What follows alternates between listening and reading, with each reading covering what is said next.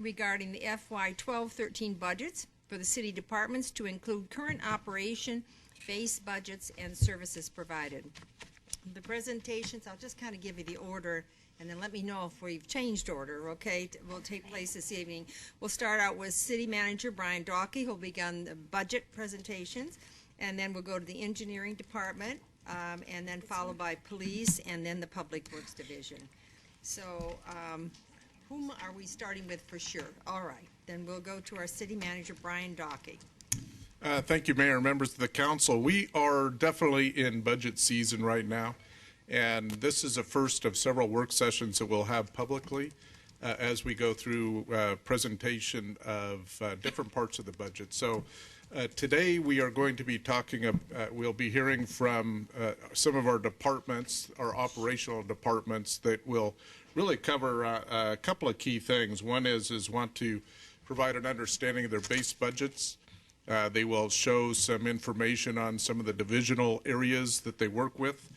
And all of these are starting to look at their core programs and services, also tied to the strategic action plan. As you're aware, that will be coming before council next Monday for adoption. We've already been working with council on that. So part of the presentations tonight, they will pull in the strategic action plan, because really that is a policy document and it's important to tie it back to that. We are going to have the departments also talk about some of the supplementals and the initiatives that they were able to complete, or some of the progress reports on some of their key initiatives that they undertook last year. Again, that's part of the money that when you approve the budget, it gives us the authority and the departments the authority to go forward. It's very important to then turn back around and say how we did accomplish some of those. Finally, we want to talk a bit about what their challenges and opportunities are for next year. So you will be hearing about that. What it will not be tonight is talking about next year's supplementals. Again, this is really the first look. We are looking forward to hearing from you on questions and comments, and that will help us then prepare a draft budget. Next Monday, we will come back before council, and that will be the projected revenues. And then the following week, April 15th, is when we actually hit with the expenditures. So a lot of work over the next couple of weeks to get us there. So tonight, Mayor, you're absolutely correct. We'll lead off with engineering, police, and public works. We are not going to be hitting all the departments. Some of the smaller support service departments won't be presenting per se, but you will absolutely see their budgets when we come back before council in mid-April.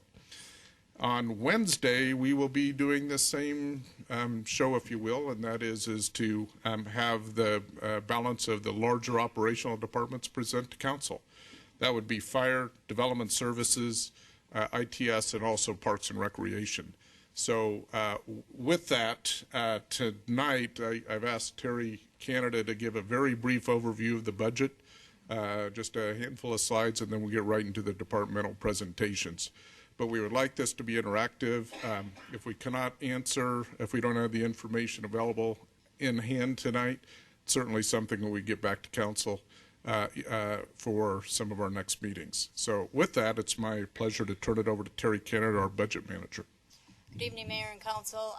We're still putting the budget together, so we won't focus in too much on total numbers, but just want to bring some key elements before you. As you can see here, this is a population over the last decade or so. We've grown immensely. We did slow down about 2009. We have been able to keep up with the service levels through that.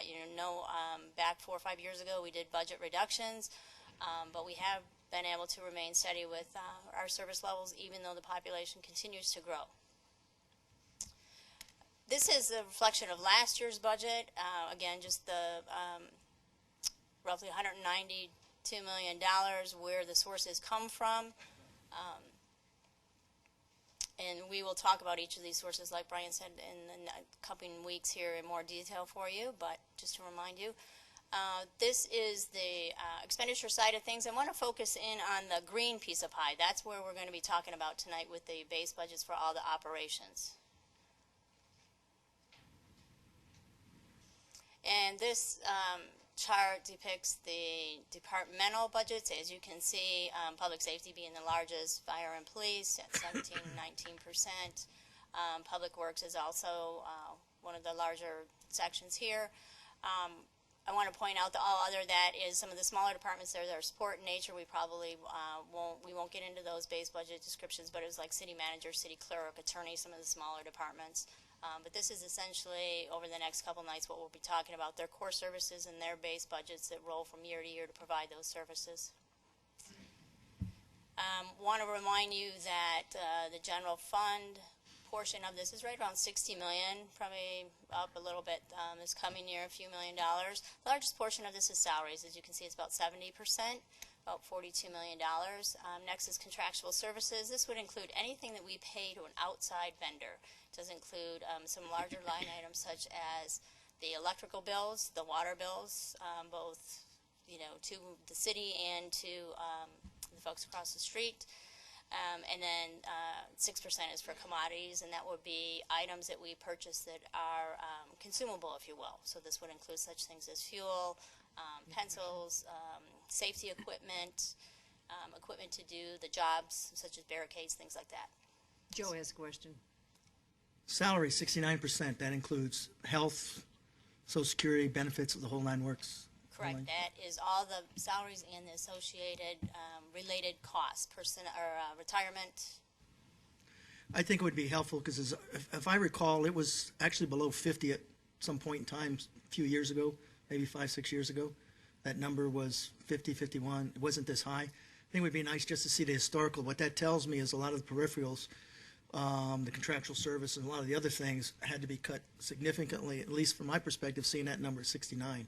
Because I don't ever recall it being that high, unless I'm missing something there. So you just see a little history overall of the of that cost. We can so, certainly bring that back okay. on the expenditure night. Yeah, Perhaps? I think it would be nice to see that.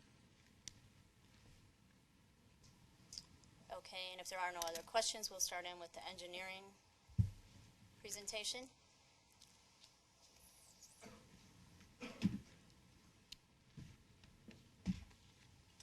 Good evening, David. Oh, good evening, Mayor. Good evening, Council. Good evening. Is it on? Okay. I appreciate the opportunity to present to you tonight. I'll be covering the engineering budget, providing you an update.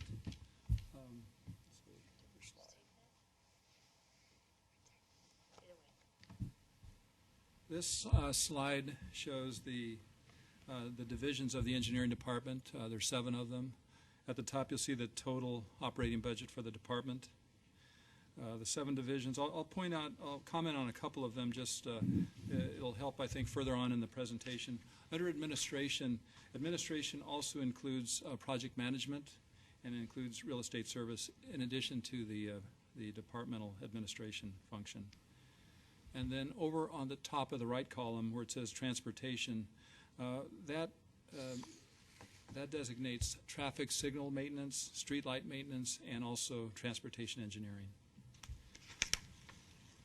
A total of 37 full-time equivalent positions in the department.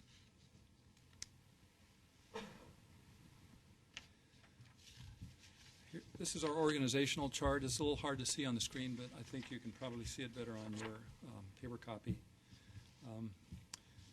I'll just point out a little how we have the grouping of the department.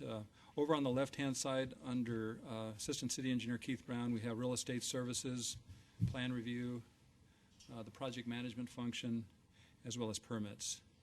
And then toward the center of the slide, under Luke Alberts, who's City Traffic Engineer, under his management, we have street maintenance and the transportation function. And then over on the right, reporting directly to me, would be the GIS function, special projects, which is actually a project manager position, and inspections.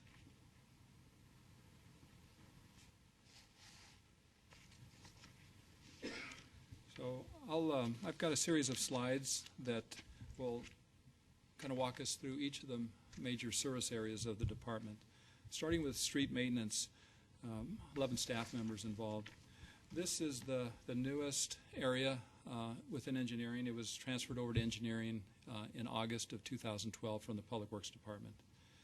I guess primarily, or as the name would indicate, maintain sidewalks, any type of damage to pavement, concrete, as well as grading the dirt roads, primarily in the southern part of the city, clean up and repair the streets, any debris that may be on the street, especially after storm damage.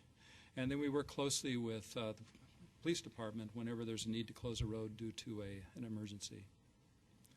The next part of that would be street sweeping.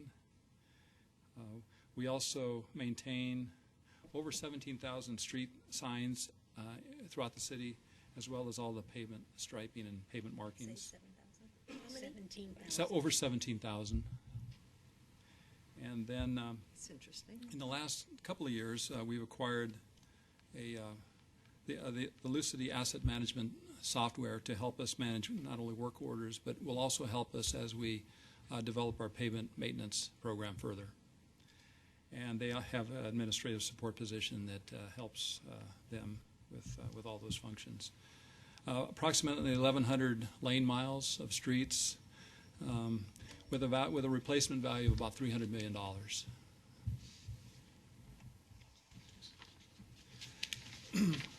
Next section, also under the street, under Luke Albert's area, would be traffic signal and street light operations. So we maintain over 80 traffic signalized street intersections in the city, as well as I think about 8 lighted pedestrian crossings. Manage over 85,000 street light, city-owned street lights in the city. We don't actually do the service on those, but we manage the contract to do that maintenance. We operate the aerial lift vehicle for maintaining our traffic signals, so it comes in quite handy whenever there's a special request where we have to get up high, say, to install banners associated with seasonal, spring training, holiday season, as well as banners, other needs that may come up. This division or this service area also assists with the installation and management of the fiber optic system in the city. Could I ask a little bit on that? So say, example, CenturyLink. So you say you assist. What have you been doing to assist that? Or what will you be doing? For fiber optics, or for which category? CenturyLink, wasn't that the fiber optic? Okay. Actually, in this reference here, it applies to city-owned fiber and conduit system. Okay. And these are this is a system that interconnects our traffic management center down on Western Avenue with many of our traffic signals. Not all, but we're working to eventually connect all our signalized intersections back to the traffic management. You basically don't have any labor or intensive help to those companies that come in to lay the fiber cable. Mayor, that's correct. As far as CenturyLink and Cox, they do get permits from us to work in the right-of-way, but they're responsible for putting in and maintaining all their plant. Thank you. Just as a point of reference on the fiber system, we have about 47 miles of conduit in the system, which has about 20 miles of fiber in those conduits. So they're not all utilized, but in the future, we hope that they all will be. Transportation engineering. Major thing this year we got started is with updating our transportation master plan citywide. This service area also operates the traffic management center on Western Avenue. We design in-house many of our new fiber optics projects because we can use staff that's has the ability and the skill to design those projects, and then they're later federally funded, so we can use part of the value of our services toward our city match on those projects. This area also reviews and approves any traffic study that would be submitted in association with new development. They assist the plan review area with that. And just on a regular basis, respond to inquiries from either management or council and also the residents, anything pertaining to traffic in the city. Could be related to signal or really anything traffic related. And we also perform in-house traffic studies. Could be speed studies, could be studies that would determine whether a traffic signal is warranted or not. GIS. This is the area that maintains the base layer of information, such as all the parcels, all the right-of-way within the city. So it's the basis that many other software programs are based. For example, PD's New World System uses this data. Fire Department, FireView, they use that for analyzing their response. And it's also information that we provide directly to the Emergency Response Center, City of Phoenix, that manages the entire 911 system for the metro area. We create hundreds, maybe thousands of maps over the years. We create many layers of information, all the utility layers, so that information is available in the field for locates of our underground facilities. I won't list everything here, but there's quite a number of layers of information that we maintain for our uses, as well as environmental services, development services planning, Fire Atlas, even some parks maps that we have started to work on. We assign all the street names in the city, as well as all the addresses for any building or any like utility service. We have, I don't know the exact number, it's probably approaching 100,000 construction plan as-built that we maintain. So we have a database, and we any new project, once it's completed, would go into the database. And then we maintain utility asset totals for everything in terms of our utility system, streets, and the types of things that we or maybe other departments have to report in terms of the quantity of various improvements or the value. And then in creating and maintaining our land base, we just verify all the legal descriptions that come into the city for new right-of-way, new easements, to make sure that they fit within the Joe? GIS. When a developer puts in a new development, and what's it, 2 years before we get it back, there's a warranty on the roads within there? That's correct. That's all tracked within your office? Yes, sir. Now, before we get it in that 2-year period of time, are they required to do anything like a layer or any type of seal before it comes over to us? How does that work? Yes. What they're required to do before the end of the 2-year warranty period is put a pavement seal on all new pavement. So that's typically it's done. Sometimes it's depends on the time of the year when the 2-year expires, but it could be a little earlier than that if based on weather conditions. That's one of the things our inspectors would monitor. But you're tracking that, and you know when that timing's up with your database? Yes, when we'll issue a letter of approval once the construction's completed, and then that'll start the 2-year warranty period, and we monitor that, and then we schedule our inspectors to go out prior to that with the contracting developer if they'd like to attend and come up with punch lists. Okay.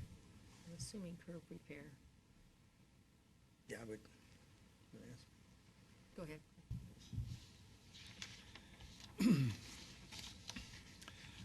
Probably our smallest service area in terms of number of staff, but it That's as small as we can get it. I think so. I don't think we can have a half of one, so. And she works in all matters of property, easements, right-of-way management with anything related to in the city. So it could be a matter of purchasing right-of-way for a CIP project or an easement. Occasionally, not too often, we'll say realign a street, and once we do, we'll abandon old right-of-way that no longer needed. Grant easements to utility companies. A lot of research on existing right-of-way status, so for new projects or just in general. And then leases, it could be the city leasing from a private property owner. It could be the city leasing city property for private use. So she would work with legal on those leases as well as managing the lease terms. Bill? Kind of maybe off topic, but maybe on. We own, if I remember this correctly from many, many years ago, we own the property at Cotton Lane and Indian School, known as Duncan Farms. Is that not correct? That's correct. Is that the type of area that she'd be managing for us if we decide to sell it, or? She would certainly be involved, and there'd be other departments as well, such as legal service and city manager's office, but she would review the documents, either if it's a lease document or even escrow instructions associated with that. Okay. And just to that point, it's 40 acres that we own on the southwest corner of Indian School and Cotton Lane, and 4 acres on the northwest corner. So that we purchased that from Duncan Family Farms some years ago. And we lease it back to them, right? We have been leasing portions of it back, and then they'll be moving their operations off there closer to Citrus or Perryville. So they are looking at moving. Joe? We're also limited to what we can use on that property too, aren't we? And that part of the ACUS for the It's a density, right? for the It's a density for the number. base. Yes, Councilmember Pizzillo, because of the state statutes that went into effect for protection of military air bases, including Luke Air Force Base, it has restrictions on the densities that you can have there and the types of uses. We can't have retail, for example, or a large component of retail. You can have industrial, but you are restricted in what you can have there, because we are, again, protecting the Air Force's departure to Goldwater Range. And the last item on this slide would work very closely with GIS just to ensure that our maps are correct in terms of showing right-of-way and easements. Next section, project management. The major function would be managing city capital projects. And the first section there are many steps in terms of the advertisement and selecting and contracting with engineers, architects, and designers. Won't go into all that, but it's quite a very established process that we follow through procurement. Once the project is in place, they basically take it from the planning and design stage through construction and then hand it over to the user department. So they'll manage all the budgets and schedules, and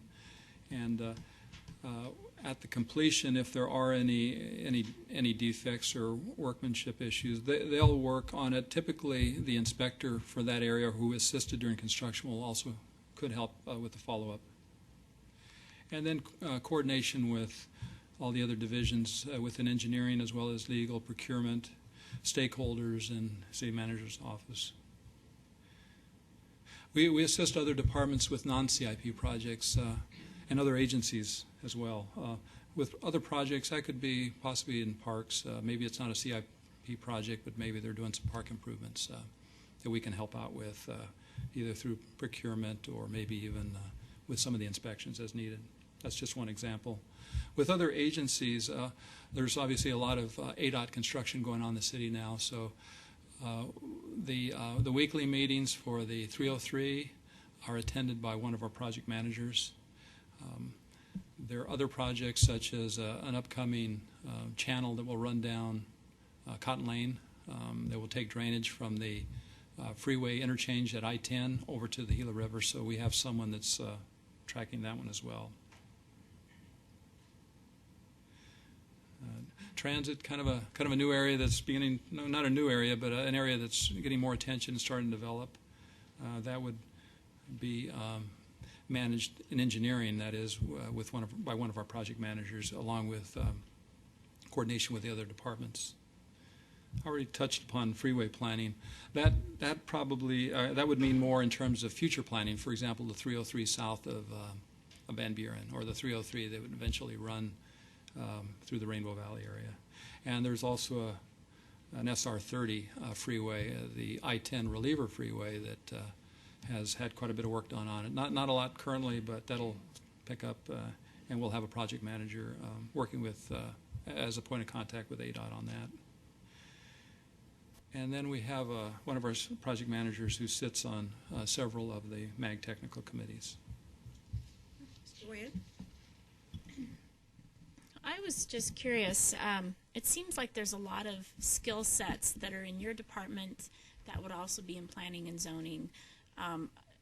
Are there times where your departments help each other because of some of that redundancy in the skill sets, that if there's a very large project that you can use each other? I'm just curious on that. No, I think that's a good question, and we certainly do, especially as it relates to development, because all new development basically comes in the door at Development Services. So it could be a new subdivision, or it could be industrial or commercial project. So everything comes in their door, and then they send it around the city. So we work, and we're in the same building, fortunately, so we work very closely with Development Services on the subdivision plats, the site plans, use permit applications, general plan amendments, even development agreements. We'll look at those. And then with ECDEV, if they need some technical information that would be helpful in working with a prospect, we help them upon request. Thank you. In fact, this next slide pretty much speaks to that. We work hand in hand with Development Services as well as Environmental Services and other departments to review the new developments that come into the city. So, the subdivisions and site plans, some of the things I just mentioned. Basically, engineering is responsible for any improvement that would be in city right-of-way or in public easements. So all the utilities, street improvements, grading, site improvements. We also, in plan review city projects. So if project management, has a consultant, or if they're designing something in-house tied to a city project, we take those plans through the same process that we would take development plans through. So we check our own plans against our city standards as a double check. In parentheses there, it lists all the different types of plans that we review and permits. So it's quite an array. We're the floodplain administrators, so we manage the flood zones, and we give determinations to property owners that need to know what zone they're in. We maintain the engineering design standards. We had a major update, as you may recall, this past December that went into effect in January. We prepare an annual stormwater management report. This is an EPA ADEQ requirement, so we used to hire a consultant to do that. For about the last 5 years, we've done that report in-house. This area occasionally will help GIS if they need help, which is often, but they don't help them as often as they used to. And then, as much as possible, when they're not reviewing plans, we'll use them to design city projects. So we've designed traffic signals in-house, park improvements. We've designed minor street improvement projects. And we'll use the same staff that reviews development plans to work with one of the engineers to actually create the construction plans that we'll use to construct city projects on a very small scale. But it's an area that we would like to increase. Permits and inspections, basically everything that's approved in plan review will go through a permitting and inspection process. And we touched earlier on the 2-year warranty program, so this is where that would be managed. Most projects or most construction in the right-of-way requires some type of traffic control just to manage safely traffic around the work area. So they'll review all the traffic control submittals and issue the permits. In some cases, on city projects, they'll assist with putting traffic control plans together, working with the street division. And then we still have one member who sits on the MAG Details and Specification Technical Committee that reviews changes to the MAG requirements. And last, and some people might say least, we have administration, overall department leadership and representation. We coordinate at these levels where necessary with our adjacent cities or with county and state agencies. We also directly supervise certain functions. For example, Keith Brown directly supervises the project managers and the real estate services coordinator. I'm very involved in managing or supervising the special project manager as well as managing GIS. We maintain the strategic and operation plan, and we provide just general admin support for the entire department. Just status, we had 4 supplementals approved for this budget year. Fairly self-explanatory. We're on target to spend all the additional money for traffic signal, electricity. This was for about, I think, 4 or 5 signals that were added last year. Also required an increase in our shop supplies to manage those signals. The aerial lift truck, we have one on order. The $35,000 was the general fund portion of the cost of that. The rest of it came from development fees, so it was the 29% representing an existing population. Bill? I have to ask the absolute obvious question because I drive through all those intersections with all the flashing yellow lights, and I see a $20,000. I see a $20,000 bill for electricity, and one's got to wonder. Can we turn those off? I mean, at one point I realized we do it for warranty purposes, make sure that they continue to work. But some of those lights have certainly been in longer than our warranty period would be. You're not the first person to ask that. I know I'm not, so I'm going to be the one who asks it. I think in the last 3 years, 4 years. So answer it in public, and then we'll get the answer to that. Well, that's a good question. I'm glad you asked that question. We did look at the cost and the impact after the warranty period. We wanted to run during the warranty period just to make sure that they were operating, and we looked at turning them off at the end of the warranty period. What that would entail would be putting in. We'd have to go cover them. We'd have to put stop signs in on the streets that come into it, because right now they're flashing red in that direction. So we'd have to install some signage, a minimal amount of signage. I guess the other thing is we would never know until down the road when we went to turn them back on again if there was an issue or not. This way, they're maintained along with everything else. Annually, we do a comprehensive citywide maintenance on them. So I guess we could turn them on then to see how they're functioning. But I guess looking at the costs, and I've got that studies that we've done, it would, I think the way it broke out, if we can get them operating, say, within the first 5 to 6 years, we're probably money ahead actually to keep them on flashing. The actual power consumption for the flashing is relatively low. The biggest expense, the largest expense for traffic signals is actually the luminaires above the poles. They draw the most electricity. So in that area, what we're looking at doing is over time converting from fluorescent to LED, which would be much cheaper to operate. David, can you possibly get that study or the results of that and send it to the council? I think that would help. Sherry? I can do that. And this is kind of a broader question. I did like the traffic. I was thinking the same thing because I see those. But when you're driving by everything from schools to new buildings as they go up, you see solar on top. Is that something we're looking at to defray some of these costs? Is that something that's a possibility now that we own this building or as we do buildings? Is that something?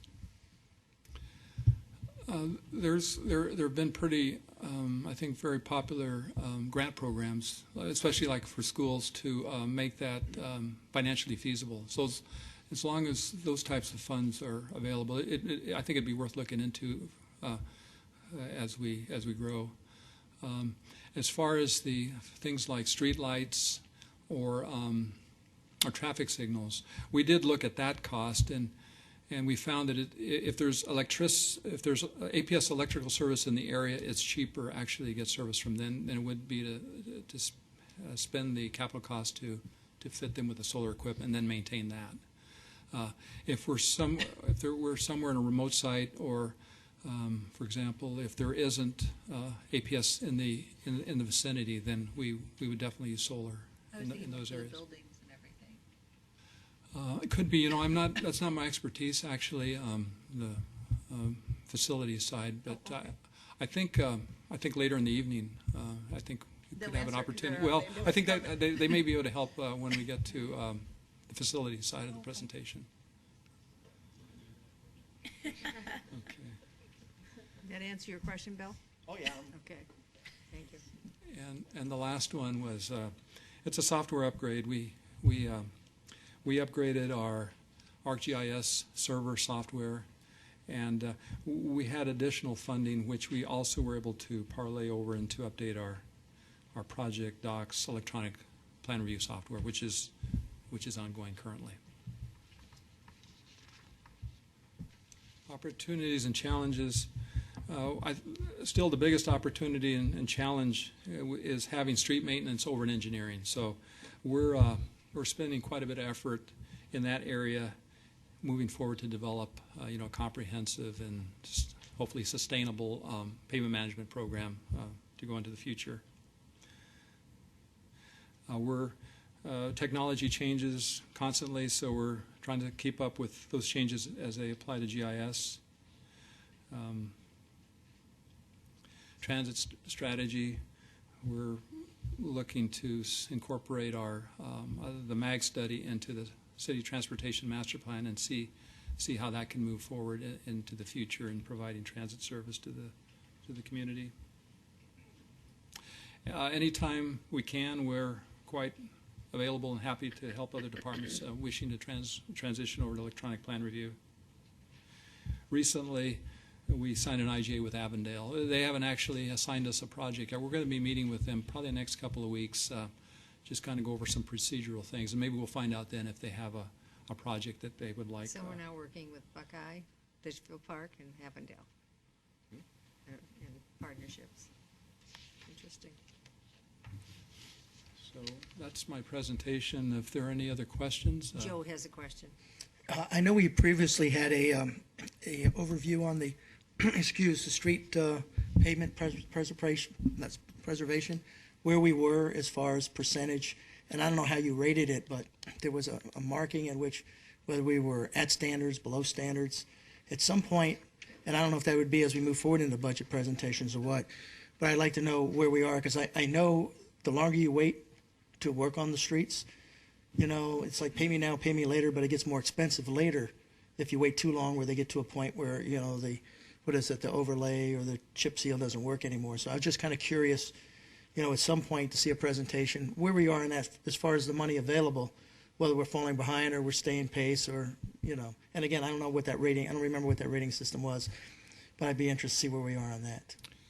And we're working on that. We're planning to come back to council. What we've done, because we did do some pavement preservation in the fall, and this week we started our spring pavement preservation. We'll be finished before the end of the month on that. Okay. But we've identified the most critical streets needing treatment to keep them in good condition. So that's what we're doing this year. Next year we have a good idea what we would recommend, but going on into the future, we're going to be focusing on developing we hope is a very comprehensive program that will address pavement preservation, and then the streets that we decide aren't or recommend that aren't worth, or the condition is such that probably wouldn't be a good investment to spend a lot of pavement preservation, then we'll address we'll address a pavement reconstruction portion of that program moving forward. So Okay, I look forward to it. don't have the exact timing on that, but we're working on that. We've started working on that already. Thank you. David, just review this for me. I know at one time that we were using the rubberized compound to put onto the streets, and everybody loved it because it really covers up the cracks, and they don't seem to reappear so readily.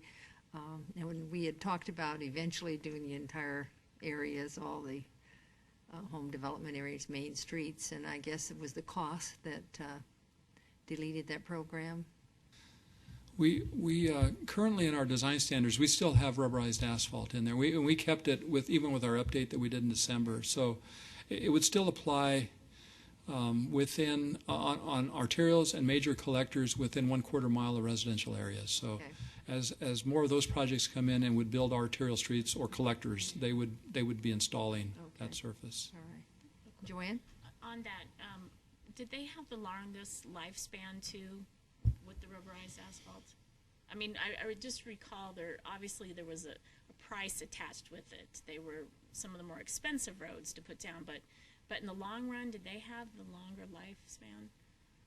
It was at least as good, if not better, than some of the other treatments. I can't tell you, I can't recall exactly the comparisons with the others, but it definitely had advantages. And the other part was,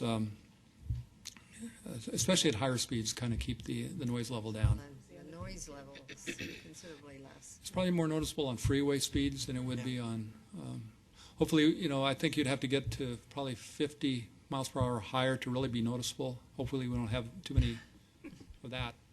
We don't have too many streets posted that speed or higher. Bill? Yeah.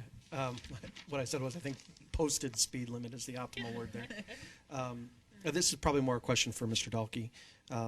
Now that we've finished this first one and we've seen the challenges and opportunities from this current budget year, are we going to see these same things for the upcoming budget when we talk about expenditures, opportunities and challenges and requests for next year? Even in a book is fine. Yeah, Councilmember Stipp, how we would be approaching it is the budget, you'll be seeing the supplementals, those things that would be added in addition to the base budget. You'll be seeing us tie those again to the strategic action plan. There will be more detail on the departmental budgets and what you're seeing tonight. So those will be presented to you as well. So Terry, would you add anything else to that as terms of expectations for finish answering his question? No, I think when the departments just put these together, that was the intent, was to bring out some of the things that you will start to see some common themes and some budget supplemental funding to address some of their challenges, if you will. That good? Okay, are we ready for? I have a question. Oh, I'm sorry. Wally has a question. Stay there, Yes. right there. I'd like to know if you can give me a percentage of how much fiber optic now we've laid, and are we going to be able to finish getting the fiber optics in to synchronize the signals? Because I know you're aware of all of the residents' comments at the general plan meetings that one theme kept hitting is synchronize the lights. They're not happy with our lights, and it's resounding from them. And I'd like to be able to tell them something. Yes, in fact, this year, it's starting this year, it'll be completed, I believe next year, we'll be synchronizing, let me think about this a second. We'll be putting conduit and fiber on Estrella Parkway and Pebble Creek Parkway from Indian School to Van Buren, and we'll be putting the fiber in that. I think what I'd like to do is see if I can ask Luke Albert to come up and let him answer that question in terms of how the synchronization will work. And he has a time frame that we're working toward, and I think he could answer that I question. think that would be helpful because I would hate us to go away this evening with, the thought that it's going to happen overnight, and it's not. So if you have a schedule, I think people. Yes, or maybe I could provide. How about if I could Well, provide? he's right up behind you. If Oh, is he's he? got it, Oh, let's do sorry. it. See, he's Well, right can here. I ask, do you know what streets we've done and what streets are programmed to be done? He just told us that Estrella Parkway and Pebble Creek Parkway hopefully will be done this year. So have we done others, and if so, what they are and what's left? You can do that one at a time. Why don't you just start out with her first question? Mayor, members of the council, Councilmember Campbell, we yeah, Dave is correct that we have just completed 100% plans for that Pebble Creek Parkway, Stray Parkway project, and it should be advertised. It's advertised by ADOT, administered by ADOT through the federal funding. It should be advertised and bid kind of through the end of the summer, and then in sometime probably late summer we expect to see some of the construction started, probably about end of the year to end of the calendar years, approximately when construction will get completed on that project. And like David said, that would tie all the signals from Van Buren to Indian School back to Traffic Management Center. So just for the public, for them to understand this, so when we decide all of a sudden, okay, we want to do this, the process takes how many months? Is it a year? Just so people understand, because when you talk to people like this, they act like, hey, go put a widget in, and you know it's going to happen. And so I guess people just aren't realistic. Number one, the funding, and number two, the process one has to go through in order to get this. So kind of just review the public. Could you do that? Thank you. Yes, Mayor Lord, for the federally funded projects, it's like this past year, the call for projects they did was for 15, 16, and 17, years 15 through 17. So you're looking at about 3 years minimum if you're doing a federally funded project, up to 5 or even sometimes 6 or 7 years, depending on what projects they're doing that year. So it is for federally funded projects. It's a good 3 to 5 years, I'd say, minimum, in order to get a project from applying for it in order to get it constructed. So I think it would be helpful when people send in a request, an information request, we actually give them that information and give them the information why we haven't budgeted it for yet, what it takes in the budget, and how long it would take us to, so it's not looking like we're ignoring that or we want them to be inconvenienced. We don't. It's a huge investment. And we want to do it, but it's the application. So I think we need to educate the public on that because they just don't understand it.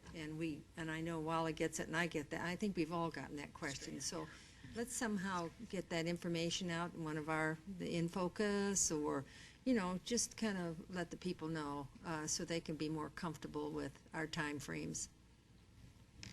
Wally, you have another question? Yes, I'd like you to answer the other two questions. Yes, ma'am. Where have we laid fiber? What streets are now synchronized, and what's left to go? Please. Absolutely. Yeah, Mayor, Lord, members of the council, we currently have fiber up and down Litchfield Road, and there's different coordination plans running for different times of the day on Litchfield Road from Van Buren up to Wigwam. And those have been adjusted, based on traffic patterns, over the last few years as things change. They've been adjusted. We have that's our main long stretch of corridor with a lot of traffic signals that has fiber. We just finished a federally funded project actually last week that installed fiber for the traffic signals in and around the ballpark area up to Yuma and Estrella. So it was 8 intersections total, it was along Bullard from I-10 down to the ballpark, and then in the ballpark area up to Yuma there.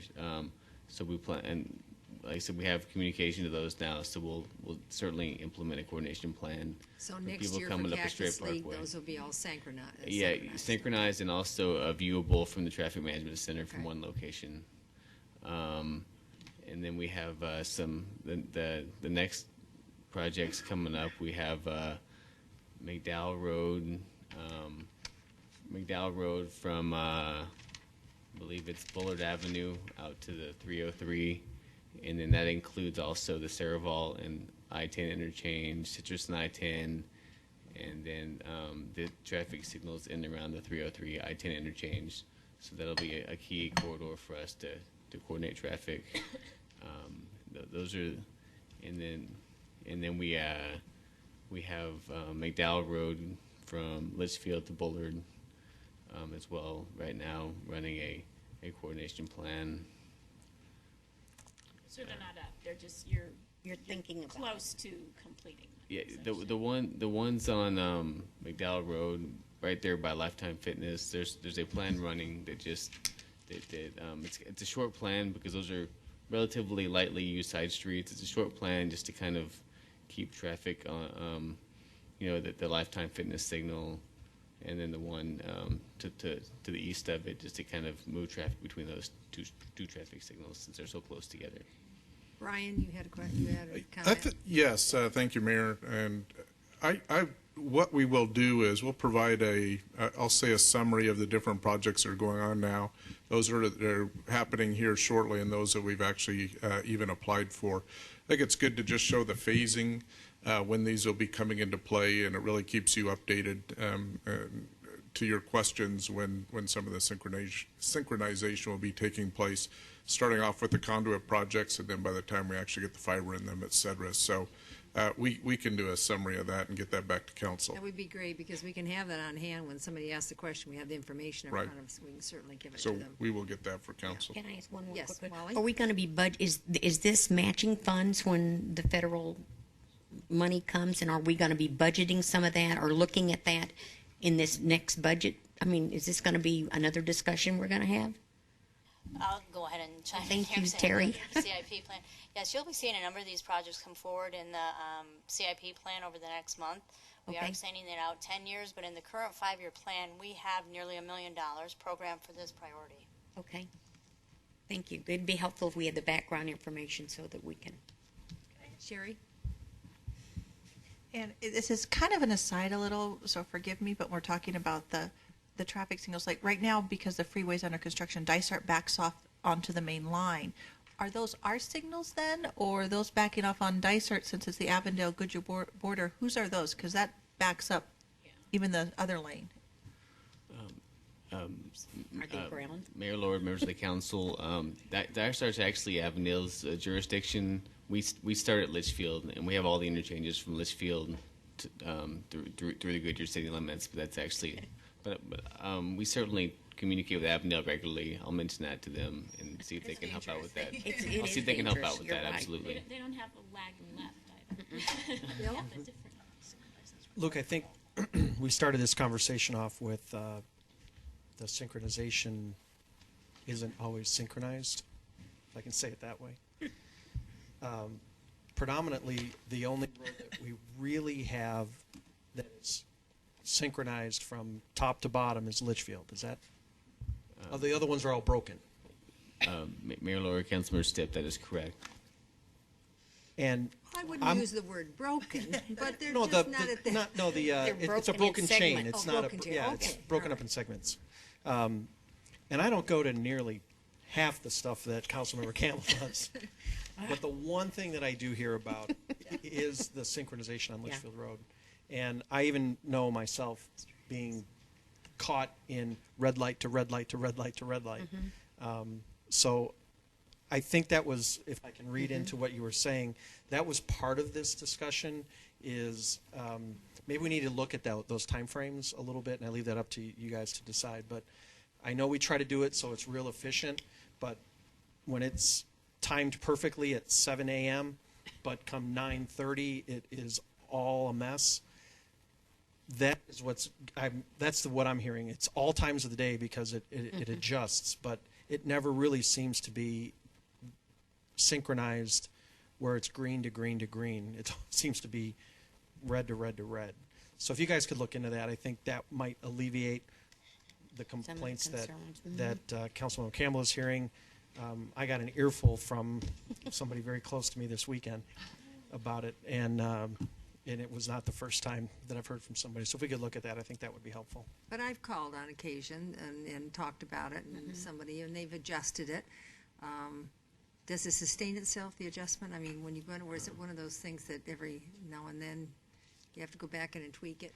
Yeah, Mayor, Lord, Councilmember Stipp, you certainly do have to tweak those And I every think year. that's what happens, because I know the particular night I called you on, and it absolutely worked for a while, and then it's back to doing what it did before. So it doesn't sustain itself without the proper hookup, optic, whatever the wire we want to call it. So okay, I just want to make sure you. Again, I want the public now to understand that we can adjust that, but it may have to be adjusted again, so we may get a second and third complaint over it. That's all. But out of this, something good came. You will get a list for the council, and they'll have that to give that information out. Yes. Is there any other questions on this? Well, thank you very much. We appreciate it, Luke. And I think, David, are you completed? Not quite? I'm complete unless there are any other questions. Any other questions, David? Thank you so much for the Thank you. presentation. And now we'll ask Chief Geyer to come up.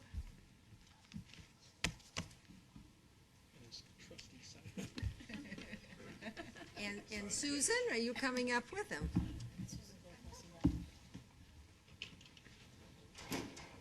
Somebody has to turn my slides.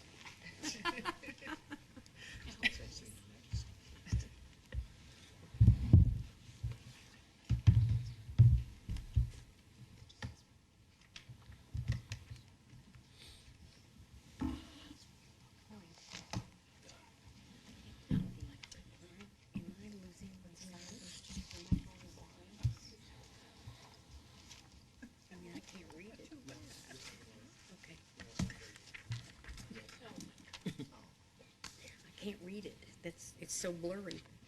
Really? Mine is blurry. Oh, that. Yeah. You know, it says this, if you read it. Okay, so it's not just my eyes getting close. No, I thought it was me. Person PD. No, Computer outcomes and errors.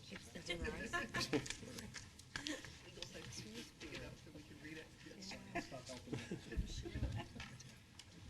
Good evening, Mayor and Council. We're pleased to be here tonight to present our budget and to provide an overview of the police department as it relates to our strategic plan. Apologize for my voice. Got some allergy things going on, so. I think we're all suffering. Yes. Also, tonight I brought with me Susan Petty, who's my support services manager and budget liaison. And I'm happy to say that I can see Susan is wearing her Goodyear Police Department purple and black colors, the official colors. So you have the only color coordinated presentation team of the night. Our presentation will begin tonight with our strategic plan, goals and objectives, and the programs that we have in place to meet those goals. Next, we'll discuss the police department budget and how that budget's organized into the 6 different bureaus and divisions that we have. We'll highlight some of the supplementals that council was gracious enough to approve for us this current fiscal year. Then we'll discuss some of the unique opportunities that the police department has for this coming fiscal year, some that I think you'll be very excited to see. And we'll conclude with a few challenges that we'll be facing in the next budget year. If at any time during the presentation that you have questions, please feel free to stop me, and we'll do our best to answer those. If we can't, we'll find you the answers. We have a brand new strategic plan at the Goodyear Police Department. It's very similar to the city's strategic plan. The first goal area in the city's strategic plan is fiscal and resource management. We have several initiatives at the police department which ties us directly into this goal. First of all is our intelligence-led policing. And this is a new direction in law enforcement across the country. It uses crime trends and crime patterns to predict crime. We have a new crime analyst on board and a new aggressive crime mapping program.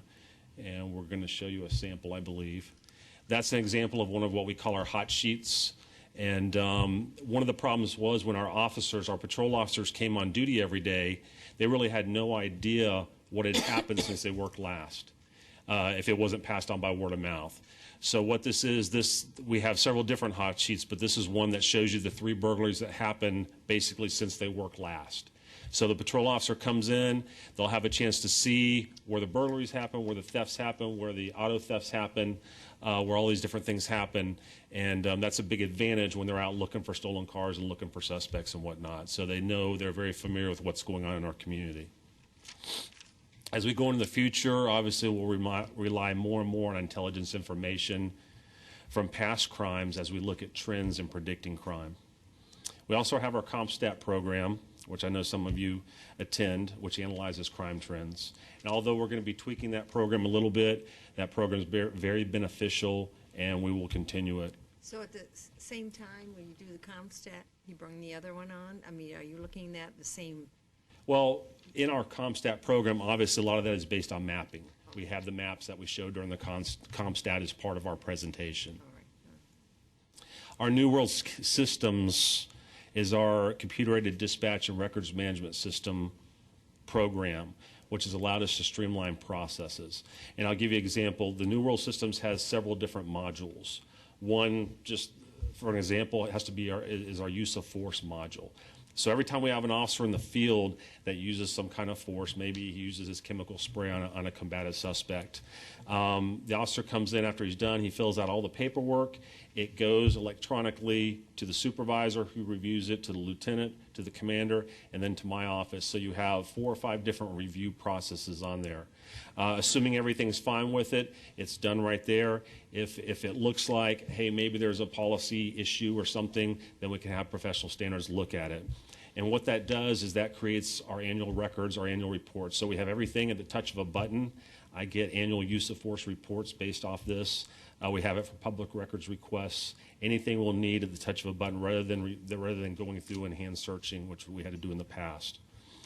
We also have a dedicated police department and IT team that has spent countless hours and days looking at our business processes and finding ways to improve those. And that's the first time we've ever had a team like that, so that's pretty impressive.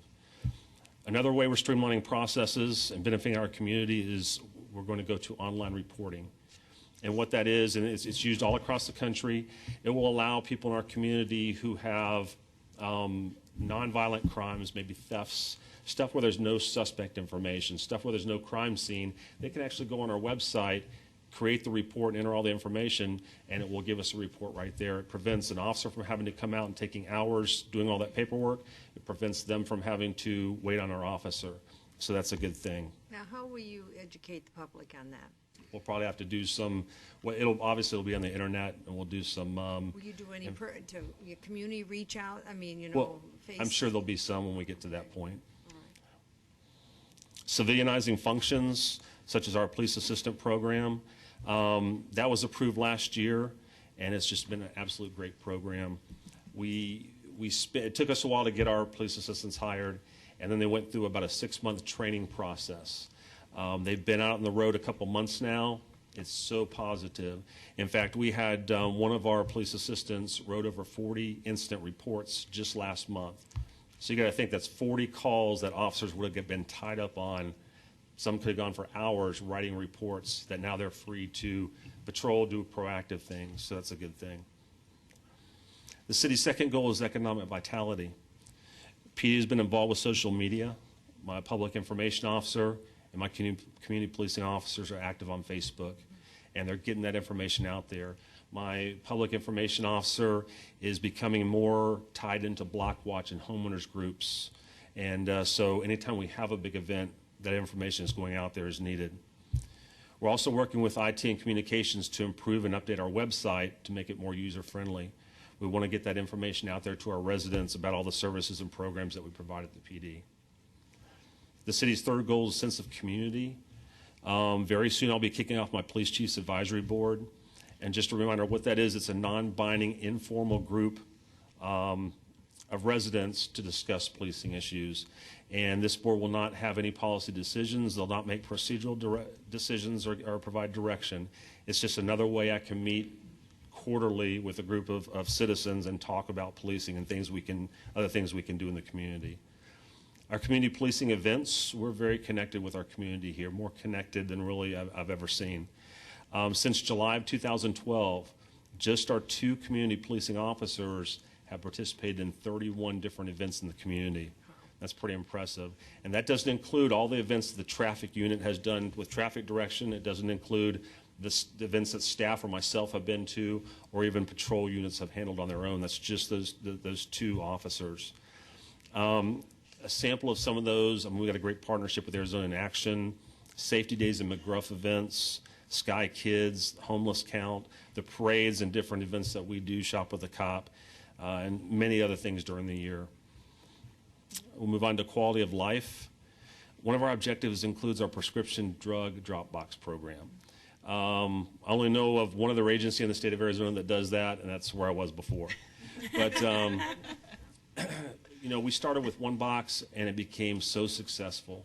And I constantly hear from our community members about, you know, that program, and they're really excited by it. So we decided to expand our program. We just put another box in Fire Station 3 on Litchfield Road. Our first box, I know, collected several hundred pounds of unused prescription drugs. That's pretty impressive. Our Sonoran Valley includes the town of Mobile. We have a police liaison, Lieutenant Jimmy Rodriguez, assigned to Mobile, who is in frequent contact with leaders of that community. We participated in several events there, including one just recently, and plan to do a Kids' Day or some other kind of event real soon down at the school. And actually, as far as the strategic plan, the police department went a step further. We based this off of our previous audit, our Citygate audit, also what was important to our residents, and we added 2 more goals, one being leadership and ethics, and one being traffic safety. Leadership and ethics, you've got our accreditation. That's a huge priority for me. That means we're in the top 5 of police agencies nationwide. It means everything we do is on the level of best practice and model policies and operating procedures. That means that your police department is one of the best in the country, basically. We've already started the process. It's usually a 2 to 3 year process. We haven't officially joined on yet, but we started in-house processes. Usually takes 2 to 3 years. We're about 50% complete with revising and rewriting over 120 operational policies. My goal is to complete that by August 1st. Accreditation takes a full-time FTE to do that project. And what I was able to do, which is a good thing, we had an officer and a sergeant assigned to my internal investigations function. When I was first here, and for the first 6 months, they were very busy. Now I'm pretty confident we're over that hump, and now we have few. We're always going to have some investigations, but they're few and far between. So I'm very confident our sergeant can handle that. This other officer is going to be our accreditation guy. It happens to be Detective Eric Stahl. Eric came from Peoria, a CLIA accredited agency. He's familiar with that process. He knows somewhat how to write policies, and he has a desire to be our accreditation guy. In fact, he just attended the CLIA annual conference in Charleston, South Carolina last week, and he actually took 3 classes, which certifies him and gives him the ability to act as the point person in the agency for accreditation. So we're looking forward to that process, and hopefully we're going to formally kick that off in the next few months, and that'll be something to look forward to over the next couple of years. Our training, one of the most important priorities to me, is to ensure that our managers and supervisors are very, very well trained. In addition to the training provided by City Legal and Human Resources and other classes that our employees attend throughout the state, every commander and lieutenant, with the exception of one lieutenant who's actually in the class now, has attended a 3-week ALP course, they call it, which is a very intensive leadership course put on by Arizona Post. Once that last lieutenant attends, we're going to expand that and start with our first line supervisors getting that same type of training. We also have 4 of our managers who have attended the FBI National Academy in Quantico, Virginia, and have 1 more who I'm hoping to get selected very soon. We have another lieutenant who's been accepted to the Southern Police Institute. It's a 10-week training in Louisville, Kentucky, and starts in August, and that's really the premier executive leadership law enforcement training program in the entire country. We also established a training advisory group, and what this is, it's sort of a first of its kind, where we've got a group made up of myself, some staff members, and training, where annually in January we're going to look at areas we need improvement as far as our training. We're going to determine our training priorities for the coming year and put those into place. So we had a meeting back in January. We identified 15 or 16 different training areas that were important, and that's what our officers will receive training in this year. Just a quick comment.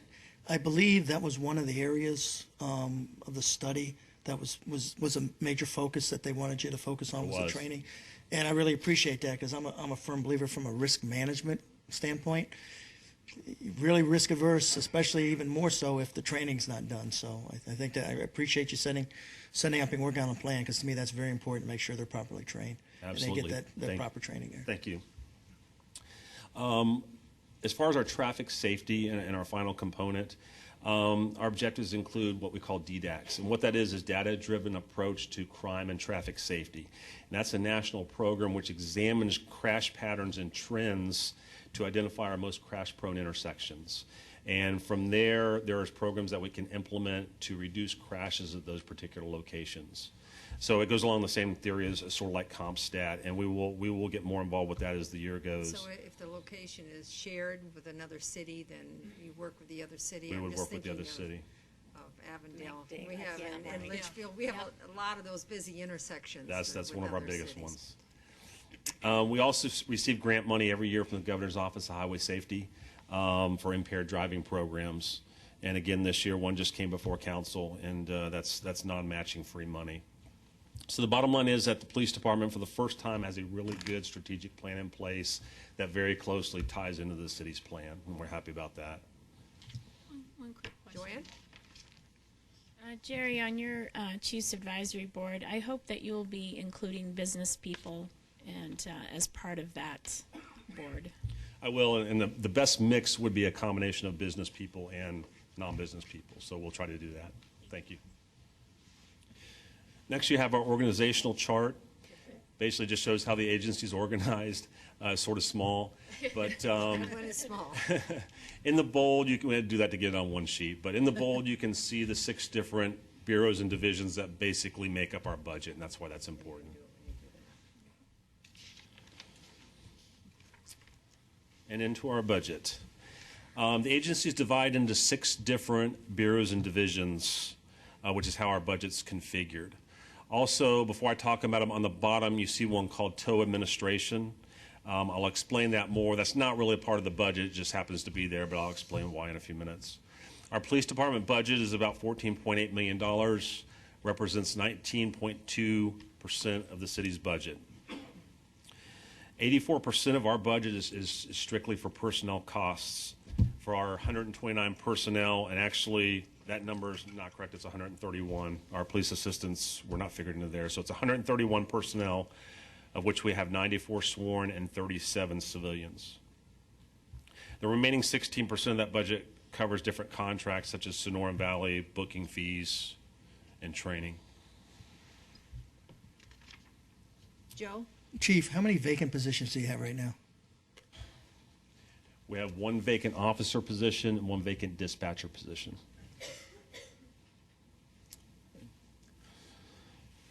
The Office of the Chief, we have 14 staff members. It includes our support services manager, who's also my budget liaison, Susan. And she oversees procurement, planning, our performance measures, records, our fleet, our crime analysis function, and also 2 records personnel. The Office of the Chief also includes administrative staff, a public information officer, and, as of now, 2 professional standards personnel. The Chief's office also oversees all policy revision and will soon contain our accreditation function, our 1 FTE there.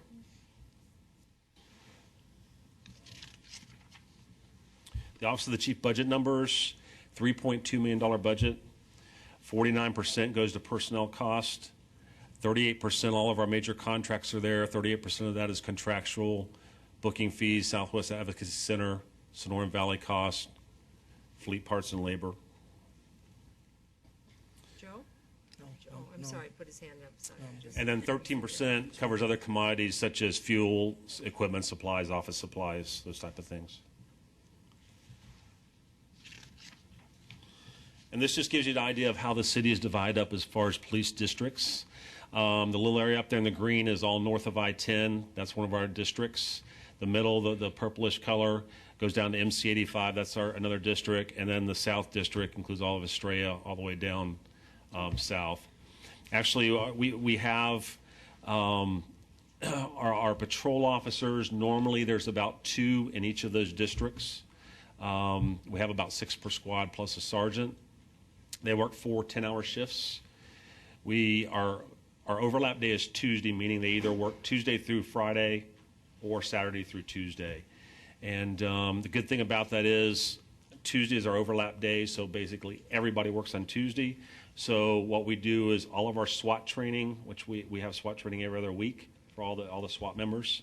All of our other department training and all that is all done on Tuesday. So it's a huge overtime savings since everybody's working anyways. Quick question. Joanne? Jerry, the last time we were all together in Mobile, you were looking at the contract and thinking about that situation. Have you come to any conclusion, or have you not, gotten there yet? Oh, I have, and it's going to come in just a few more slides. Okay. Thank you. Our field operations, our patrol, obviously our biggest division, and this one is just about all personnel costs, 99% of it, 54 FTEs in patrol. They have 1% set aside for some small expenditures and training. Telecommunication, got 17 FTEs, $1.8 million is what their budget is. 74% is related to personnel costs. 25% contractual for mobile data computers, 9/11 equipment, those types of things, and 1% for some other minor purchases.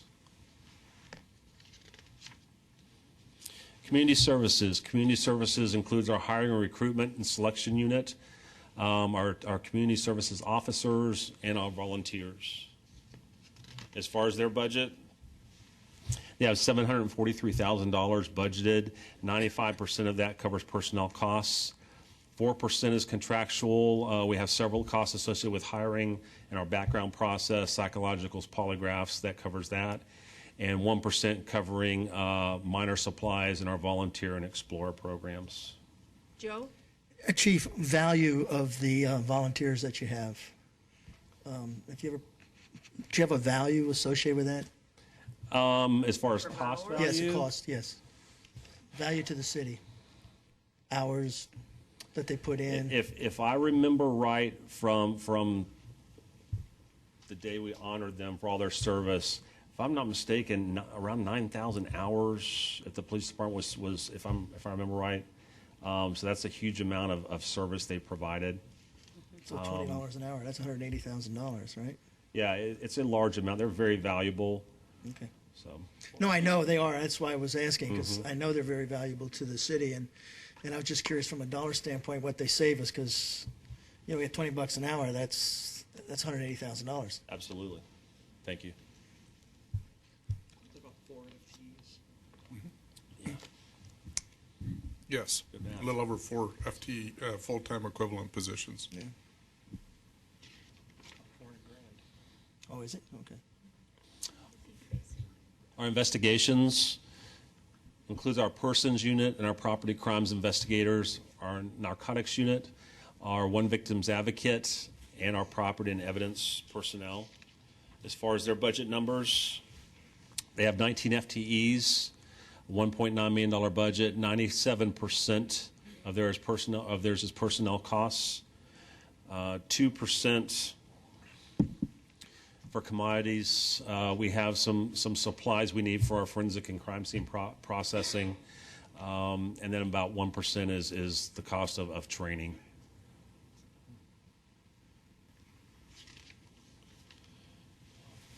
Our specialized patrol, $1.5 million. 96% of their costs are personnel related. They have 3.5 set aside for vet bills, dog food. This is the canine unit. Thanks for the clarification. Yeah, I appreciate that. Yeah. Canine, traffic, training all fall into this. I think I didn't mention that, but all of our weapons maintenance and firearms falls into that, and then 1% is set aside for minor purchases. Joanne? Recently you sent out, or I read something about the canine unit and how much they're used across the state and other jurisdictions. Is that something that is done as do we bill these cities for that, or is that just something that's done as a shared type of, we have this, you have that? Is it one of those types? It's one of those kind of things. And as much as we probably go out a little more to other communities than they come into ours. But it is common to see, Avondale, Buckeye, some of these other cities coming in and we utilize their canines when ours are not available and things like that. So it's sort of a shared it was a good practice. report, because I had not seen that information before. It's a lot. We do a lot. Yeah.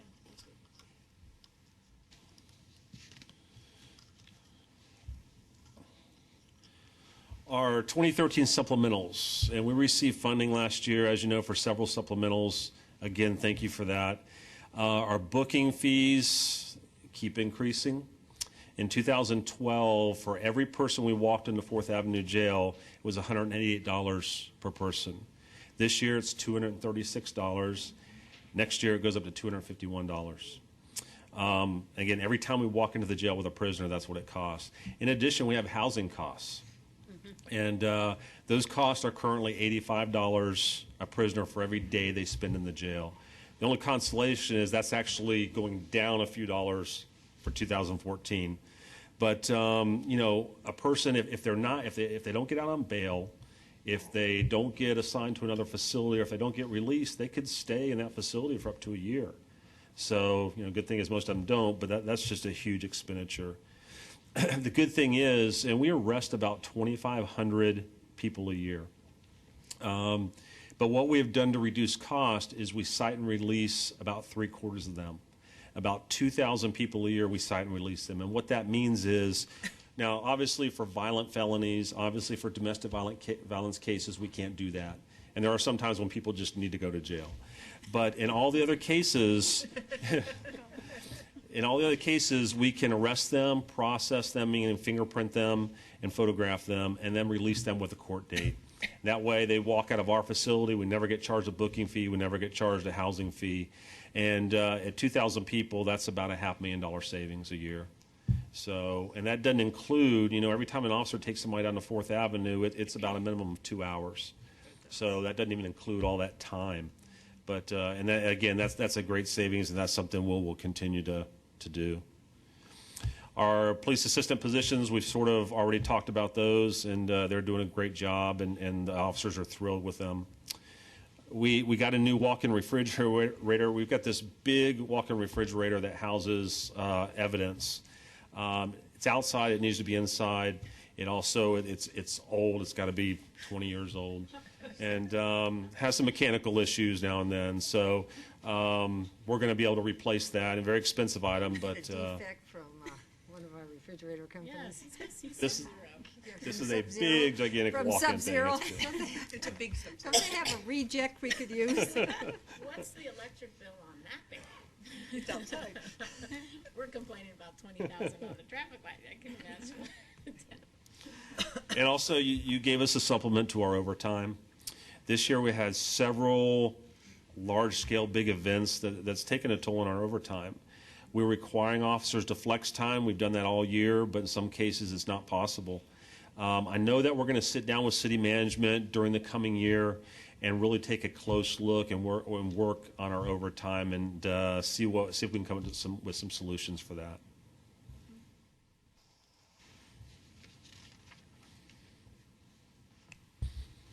Our opportunities for this coming year. And the first one is actually pretty exciting. It's our partnership with the Maricopa County Animal Control. We renew this contract annually. In fact, I think at your next council meeting, it'll come before you. And we're constantly getting calls about dogs. And I found out after talking to Animal Control, we have 400 stray dog calls that they receive from the city of Goodyear every year. 400 strays. That's huge. Are they coming in from another city? They must be. And when you look at we've got a chart based on our contract which requires them to respond in so many hours to different things. And on stray dogs falls into their priority 4, which basically is 6-hour response time. First of all, they're never going to find the stray 6 hours later. But, an animal bite investigation has a 5-hour response time, or up to 5 hours. Could be quicker, but 5 hours is the limit. And an aggressive animal up to 2 hours. That's a long time when you've got an aggressive animal running around. I'm sorry, but wouldn't the aggressive animal be the one who just bit? Could be. So, you know, I felt it was important to look at ways to improve our animal control service. So recently we met with Animal Control, and they came up with an enhanced service contract. And what that does, it sort of makes Goodyear the hub for the animal control officers when they're not in other communities answering calls.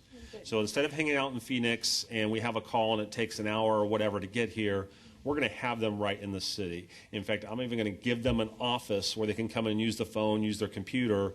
So we're going to have animal control officers right here with an immediate response to any needs. Also, what this enhanced contract does, and there's nobody else on it, they sort of developed it for us. It gives us priority service in Goodyear over any of the other communities that they service. The best thing about it is it's less than $1,000 a year to our existing It's contract. another good story we should be telling to the public, okay? So, Uh, yeah. So that's coming to you, I think, next week, and you know, it looks like a win-win for everybody. That's a good thing. Now, our Sonoran Valley Law Enforcement Service contract. This year, we had a $16,000 increase in that contract for law enforcement services. How much? $16,000 increase That we pay out. that we pay out. That's for 40-hour-a-week coverage. So our contract is about $166,000 a year. In the fall, I'm going to be coming to you with a presentation for the Goodyear Police Department to assume services in mobile, and for 14-15. What I'm sort of looking at, and this is not definite, one additional FTE year one, maybe one in year two. That would provide us 80 hours of police service down there compared to the 40 now. Plus, they're going to get better service from the city of Goodyear. So that'll give us better coverage at the same price or even less than our current contract. And actually, I wanted to do this now, is my intent to do it now, but we've got some radio reception issues down there. The other night when we were down there for the meeting, it became very clear. Chris Nadeau we've worked on this. Once we get moved into the new dispatch center later this year, hopefully, or the first of next year, he's able to do some things that will take care of any radio reception issues we have. And there's a 6-month cancellation on this contract anyways. So later in the fall, I'll come to you and we'll look to possibly, if it's something that y'all want to do that next year. Two other opportunities, our accreditation we've already spoke about, and our community policing programs we've already spoke about. And we have a couple of challenges. Addressing our property and evidence audit. You know, we have tens of thousands of pieces of property sitting in evidence. Tens of thousands of pieces that we could legally destroy or purge. We've just never done it. Now we're going to do it. And we've got a purge team that we've put together that's actually working over there every day to do that. And so that's, you know, it just takes some time. So we're making strides there. We're taking care of any, and it's not really an issue. It's not a problem. The only problem is the space problem. So we're taking care of that. The overtime challenges we sort of already spoke about. And then lastly, meeting community expectations with limited resources. We sort of already spoke about that too. And our thing is we're providing so many services and all these special events to the community, which is a great thing. You know, there comes a time when our overtime costs are going up, you know, maybe sometimes you have to say no. And we've just not been good about saying no. So that's something as we look at our overtime for next year, you know, maybe we pick a core group of those things that we do, and the other ones, we'll just have to see how that goes. So, and with that concludes our presentation, and we're glad to answer questions. Questions? Comments? Joe? Just a comment. I'm hearing some really good feedback on the sharing of spaces in schools for visibility. In fact, I'm getting comments as such. Why can't they figure that out on the national level? But again, I appreciate we're doing something where others are talking. We're actually taking action on it. So I appreciate those efforts. Yeah, thank you. Actually, we've got some national attention for doing that too. We've heard from some other states, and you know that's been such a positive thing. And now we're in 3 schools now, and that's very good. I was going to include that. I just had time issues. So challenges. Any other There you questions? go. Huh? Yes, Bill. You know, Chief, everybody always throws their accolades to the chief, which I do greatly appreciate. However, I know you have a very large organization behind you that,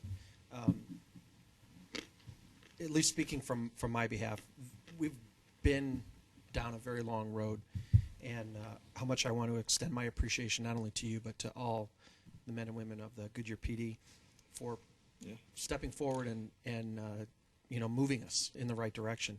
I think a couple of years ago, this presentation would have looked a lot different, and the challenges may have been multiple slides. and I think that's testament to you and everybody in the leadership. So please bring back at least my thanks. I'm sure everyone else will nod their head on that one. But, Yes. I appreciate your words, Bill. but thank you. I No, really yeah. appreciate it. And you're exactly right. And it's not me. And I got a great staff. I've got great employees at the police department. And, you know, that they so many times are proactive and take the initiative and do these things. And you know, we've developed into a really good team. But yeah, all the credit goes to all the other employees. Absolutely. Any other comments? Wally? I have a couple, Chief. Thank you. Has there been any thought that the police would have an auction for this stuff you want to dispose of, and then the department gets all the money from it? Depends I on what the mean, stuff can we is. hire an auctioneer to come in and get rid of it? Well, no. I've seen some of the evidence. No. There will be some items that are auctioned off. Good. Yes.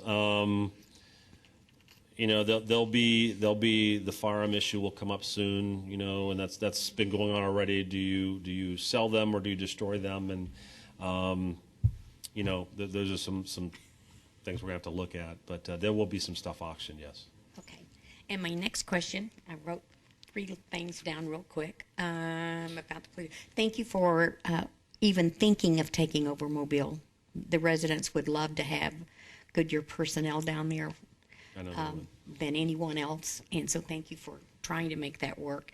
And also, the last thing I wanted to ask you, for your police assistants, are they actually working 40 hours a week? I mean, are they working Monday through Friday, or do they, I mean, you know, normal shifts, and that way they're able to do so much for us? Yeah, they're working. We've got them staggered. One of them, I believe, is working Monday through Thursday. They're on the 410s. The other one is working into the weekend. Oh, great. So and one of them is working early morning until mid-afternoon. The other one comes on later and works later. So we've got them staggered, so they're covering more time. Okay, and my last question is, I received an email from someone in Estrella that said they'd love to have a prescription drug box up there in the fire department. Just a thought. And I want to thank you, too, for all that you've done, the leadership that you've definitely given our department, but the innovative changes that you've brought, it's exciting. So thank you. Thank you. Jennifer? Thank you, Mayor. I just wanted to thank you as well for all that you do in our community. You've made a huge difference, especially with the programs that we work on together with the Lids on Arizona Kids. And I completely understand your limitations with overtime hours and doing those things. So it's greatly appreciated. And, you have a wonderful presence in these schools now, especially with the resource officers, working through the schools. So you bring a lot of positive news to our community, and I just want to thank you. Thank you. I think my traffic officers enjoy the school programs more than the kids do.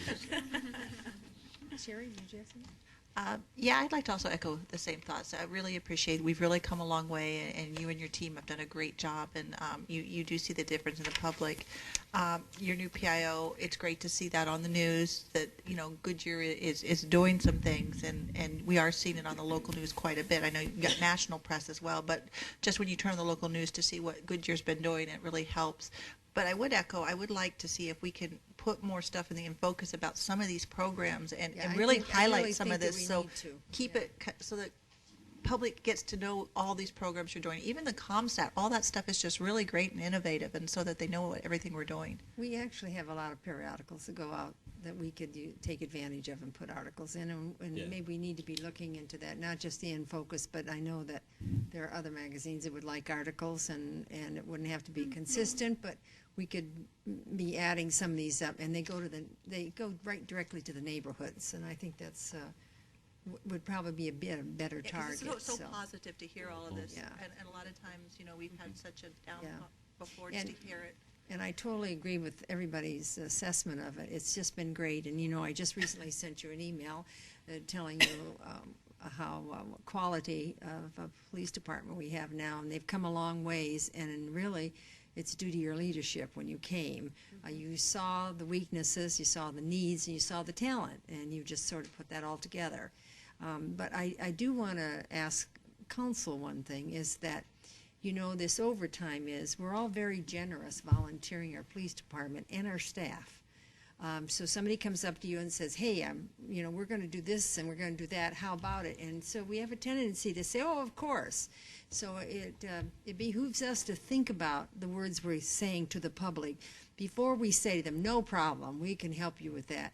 Many times projects we do that. We have a tendency to want to help without going to staff first and saying, hey, what's our hours like? How can we do this? So I think that's that's a charge I'm going to make out to you, to be more cognizant of your response to citizens and use some of those common sense explanations about not sure we can do that and this is the reason why and so forth. Okay, I think that might be helpful. Can I ask the chief on that? Yes.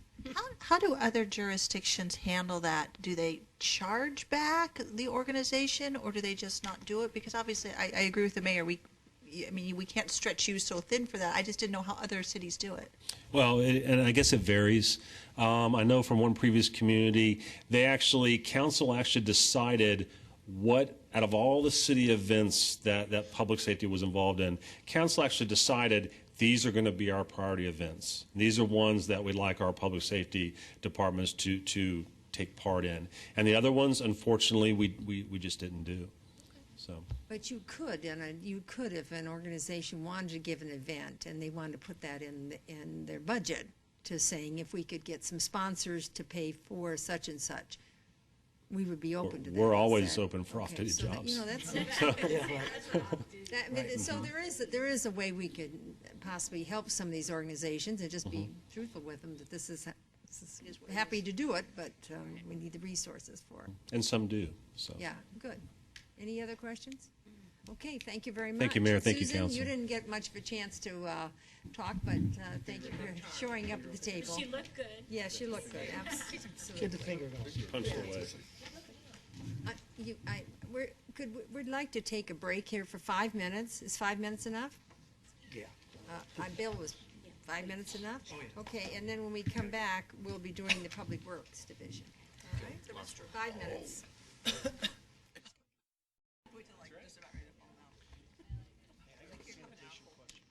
Okay, all set, everybody? Yes. 1 second.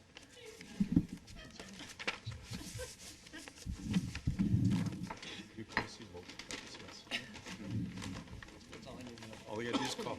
Okay. Perfect, thank you.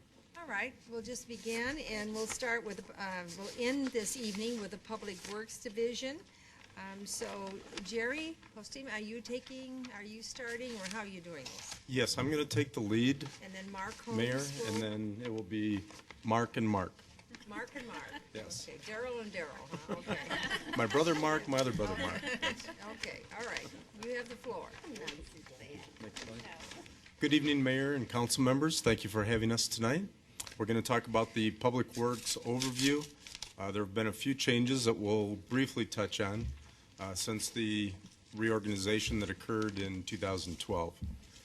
So the Public Works operating budget is a little bit changed, so you'll see a note at the very bottom on the organizational chart that this was the FY 12-13 budget book, and some things have changed. We're here to cover specifically my area, which is Environmental Services, and Mark Holmes, which is Water Resources, and Mark Flynn, which is Municipal Services.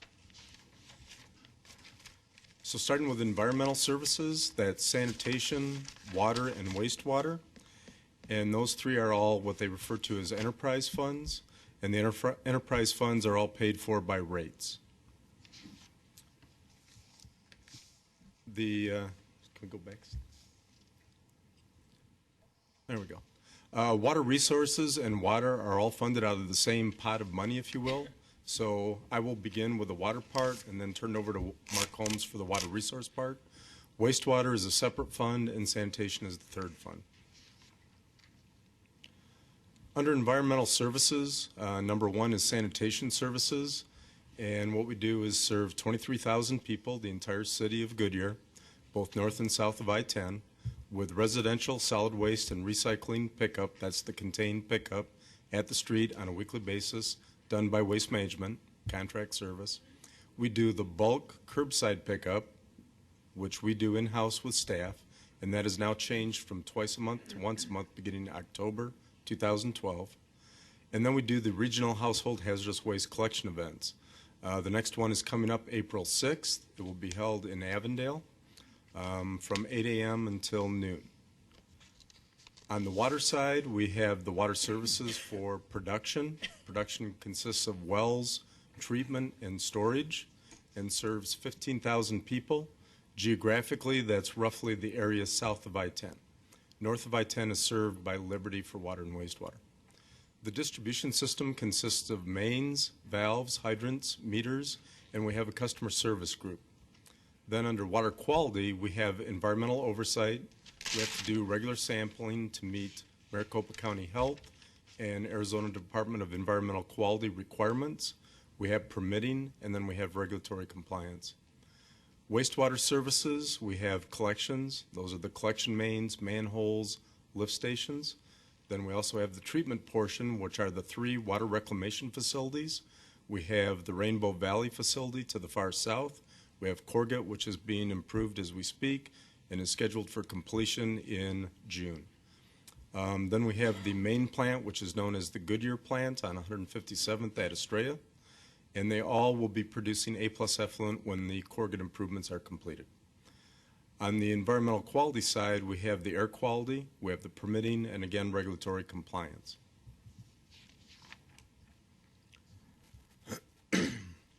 During this last fiscal year, FY13, we had $250,000 worth of supplementals. Thank you very much for that. We're able to do upgrades to SCADA. SCADA is supervisory control and data acquisition at one of our well sites. It actually serves 3 wells in the far northeast quadrant of the city and basically had no SCADA capabilities at the time that we did these improvements. We also had electrical upgrades, and this was at a facility we call the Bullard Water Campus. It's at the corner of Bullard and Yuma, and we had a main electrical cabinet which was very old and in need of repair. We had a booster pump replacement at the same facility in the far northeast quadrant of the city. And then we had, basically it's a mixer unit installed at Rainbow Valley Reservoir. That is our reservoir farthest to the south. And if you can picture, basically it's like a mixer that you would use at home to mix, whatever cake dough or whatever. That's what this mixer does. It keeps the water moving so that it doesn't get stagnant and maintains high water quality. Then we had a well maintenance. We actually had 2 wells which were pulled. The screens were actually cleaned, and then the pumps and motors revamped and put back in place. On the wastewater side, Jerry. yes. Mayor, Oh, Bill? can you go back 2 slides? I know the answer to that, but the environmental quality under wastewater services, when we talk about air quality, that is someone monitoring the quality of the air leaving our wastewater facility, correct? You are correct. We have what's called a odor ordinance and a setback. That's one of the requirements. Another one is for our generators. We have backup generators, and we have to do air quality testing and permitting for those as well. We also are part of the PM10 process for any of our construction. That's what that entails. And the other reason that I emphasize that is we've had in the recent past discussions about odors from businesses that are in the city, and there's a lot of confusion about why the city can't do it. So I just wanted to make sure that we were clear that this is our air quality, the quality of the air that we release. Okay, you can go ahead. You are 100% correct. Thank you. So going to the wastewater supplementals, again, $805,000. Thank you very much. We had equipment replacement. This was a VACON truck. The VACON truck is used in the collection system. Basically, it hydro cleans the sewer. It also has a vacuum unit. So as you pull the solids back, we have to vacuum up those solids and then dispose of them. And we maintain over 270 collection main miles. We try to do 1/3 of that every year. On the manholes, we had what were basically exposed concrete manholes. After a while, the hydrogen sulfide tends to eat away the concrete, so we had these lined. We then had sewer lines that needed repairs. We also had some sludge pumps at one of the facilities, water reclamation facilities, that need to be replaced. We had a large increase in electricity cost between just normal increases, and as we received more flows at the 3 facilities, we had to cover those electrical costs. That was ongoing. Permits, that's something we have no control over, and as you know from your experiences with the state, once they moved the regulatory agencies off the general fund at the state level, they had to find a new funding source. So that funding source happened to come down to each municipality in the form of rates for permits. I'll give you an example. On our pretreatment ordinance in the past, those were free. They did a review of the ordinance, they approved the plan, and then it was given back to the city and approved by ADEQ, Arizona Department of Environmental Quality. Today, there is a rate of $122 an hour to review the permits, a minimum of $2,000 and a maximum of $10,000, and then an annual renewal fee of $3,000. So those are the type of rate increases that we've experienced. And then we had general maintenance items, which were taken care of through this supplemental.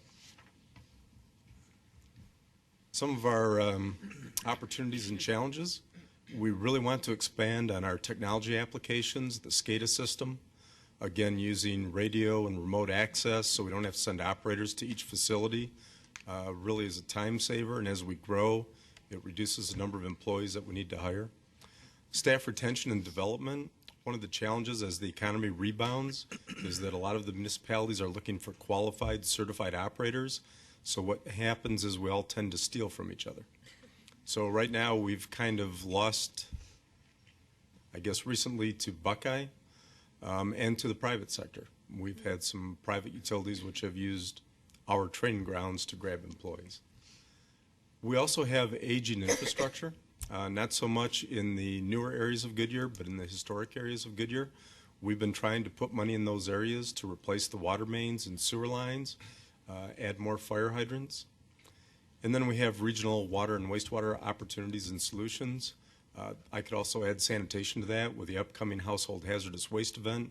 We have a lot of opportunities to partner with cities like Litchfield Park, Tolleson, Avondale. On the water wastewater capacity versus growth, it's always a challenge. We want to make sure that we have enough water and wastewater capacity to handle not only single family residential growth, but also the commercial industrial as it comes in. We also have surface water and groundwater allocations. Right now we're 100% groundwater, and we really need to find a way to get surface water here, and that will be a segue to Mark Holmes. He will talk he will talk significantly on that. Unfunded mandates, we already spoke about that in the form of the permits that we're required to pay. And then on the public-private synergies, we've had discussions with a company which does solar arrays, and they looked at our Rainbow Valley facility. We have a storage tank down there, and adjacent to the storage tank is the water reclamation facility. It's anticipated that some kind of a partnership, if it's being able to be worked out, they could put a solar array potentially on top of the tank and basically power 100% all of our needs over at the water reclamation facility. Again, it would have to be a public-private type of situation, and they would have to come in with the capital. And then there are static resources with increasing assets. We basically have had deferred maintenance. We've had basically no increase in personnel, and yet we've had increasing assets even with 2% and 4% growth rates instead of the 20 and 24%. We still have those assets increasing, more meters, more hydrants, more miles of mains that still need to be maintained. Can I ask a question? Sherry? When you're getting a new facility online, just so that people understand this is something you can just add more capacity either in wastewater or in water, getting water, what is the time frame to do that? I'll give you an example. The last item that we added was the Adamant wells, and each of those wells, to drill the wells, put in the pipeline, and do the treatment, it was about a 12 to 18 month time frame from when we started to when it was completed, and we actually had water delivered. Bill? Jerry, this was environmental services, correct? Yes. And it's wastewater and sanitation. On the original chart, is that Do you have 19 FTEs in all of environmental services, or is there a mix between this public works and wastewater? There's actually a mix there. What we have totally in environmental services is 55 FTEs. Okay. And just to put Mark and Mark, I'm going to ask you guys the same question, so you might as well kick off with that or something. Thanks. We also have 55. That's all I've got. Thank you. Is that completed? So we'll go to That- Water Resources Division now? Okay, and so Mark? Good evening, Mayor Lord, members of the council. This is the Water Resources Division. I had originally about 76 slides, and I have it reduced down to 2. So I think we'll cover this. I was expecting a lot. So going to the Water Resource Division has 2 FTEs. We are the leanest and the meanest division. Just from a high level program and services level, we develop and implement strategic action plans that protect and enhance the city's water resources portfolio and provide the assured water supplies for the community's water demands for existing, current committed, and future projected demands and growth. And remember from the presentation in October of last year, I kind of showed you the portfolio of the assured water supply. It consists of groundwater supplies, the replenishment obligations. We're currently using Central Arizona Project water to meet those replenishment obligations. And we do have the ability to use effluent, whether we recharge that effluent or directly deliver the effluent for those uses, direct delivery uses. Mark, I just have a comment. I mean, I have heard among some of the other communities that there are communities that are looking for wet water, as they call it. And so they're actually going out and buying wells that are around the area for future investment, we have to put. Have we been engaged in adding additional wells like in that respect? Mayor, Lord, members of the council, that's a great question. I think it was discussed earlier that the city owns several acres, different parcels. There are some existing wells that exist on those properties. Having those wells, to your point, is right on. That's a very important asset from the ability to actually either withdraw water from that well or from a replacement well standpoint. So as we look to expand the service areas into new development, those wells, whether we decide to use those wells or not, are very important from a ownership and replacement for a new service area well to meet those demands. So wet water is very important. You're right on. Thank you. The second program and services is we also serve as the intergovernmental liaison for water-related policymaking and regulatory issues. And just remember that we do have a contract with the federal government for our Central Arizona Project water. So from a federal level, we also have a lease with the Gila River Indian community, so with the sovereign nation. We have a number of relationship aspects there. And we're also governed by the state of Arizona, Department of Water Resources, so there's a state regulatory requirement. Could you give us a little history on the CAP and how long that's been, and just a little bit more deeper information on that, please? Sure, and I'm happy to provide a lot more details. I'll go from my memory here on the dates. I think it was 1922 when the original compact was signed, defining the upper and lower basin states. There are 7 states that fall within the watershed. And interestingly enough, some of that water is actually delivered, large portions of that water is delivered outside that watershed to such areas as Los Angeles and so forth. But in 1944, the compact was enlarged to look at inclusion of the obligation to Mexico. Basically, it's about 15 million acre feet, 7.5 million acre feet to the upper basin states, 7.5 million acre feet to the lower basin states. Of which Arizona has entitlement to 2.8 million acre feet, of which the Central Arizona Project delivers about 1.5 million acre feet. And we have a total in our lease and our subcontract about 18,000 of that. It's run by the Bureau of Reclamation, Secretary of Interior, from the Colorado River. It's the law of the river. The federal government runs the river and those aspects that are delivering water from the Colorado. The canal was I believe in the 50s, was originally designed and conceived. Final construction, I think, took place around the early 1990s, the middle 1990s. It was about $4.5 billion. That water is lifted from Lake Havasu, diverted there through the Mark Wilner pump station. It lifted 3,000 feet in elevation, about 336 miles all the way to Tucson. And of course, along the way, there are several various entities, agriculture, municipal and industrial users that take various quantities that they're entitled to under federal contracts similar to the city. This year we're taking that water we ordered for this calendar year. It's being diverted to a recharge facility the Central Arizona Project owns. I appreciate that, and I wanted you to, isn't he wonderful? Just one more little tidbit. Regurgitate all that up.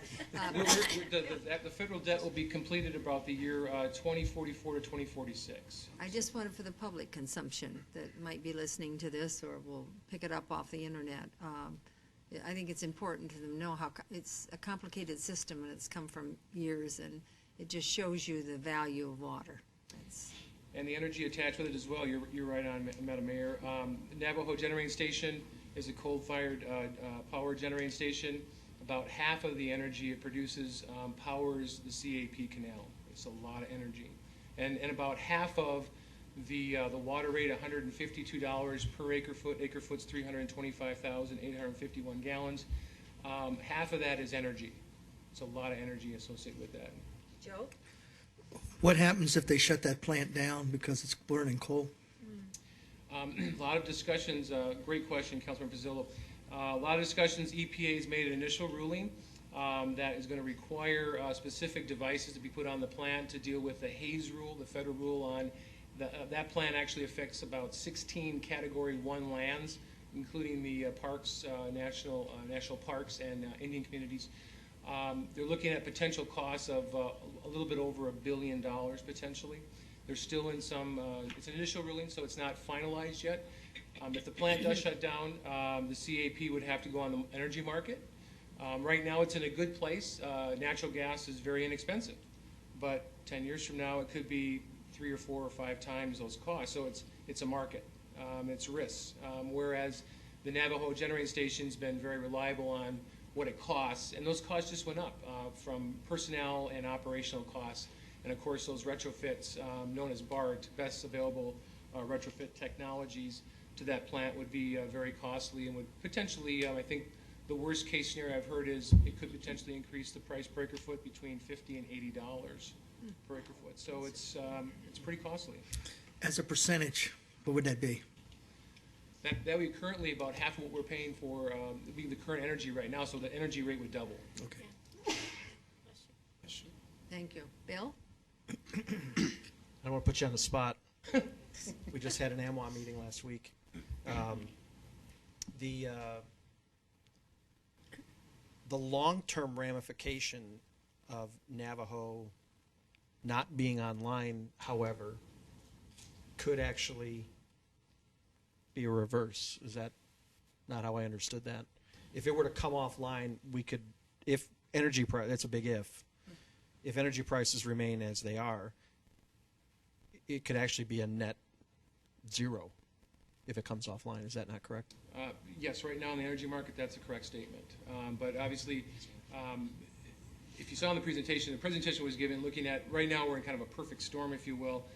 Every year, the Central Arizona Project, the operators of the plant need to come up with about $55 to $56 million to pay the annual canal debt to the federal government. And we've kind of entered into a perfect storm where part of the debt has been subsidized for many years, well over a decade, based off of the taxes. There's a number of ad valorem taxes, 2 of them within the 3-county service area, Maricopa, Pinal, and Pima counties.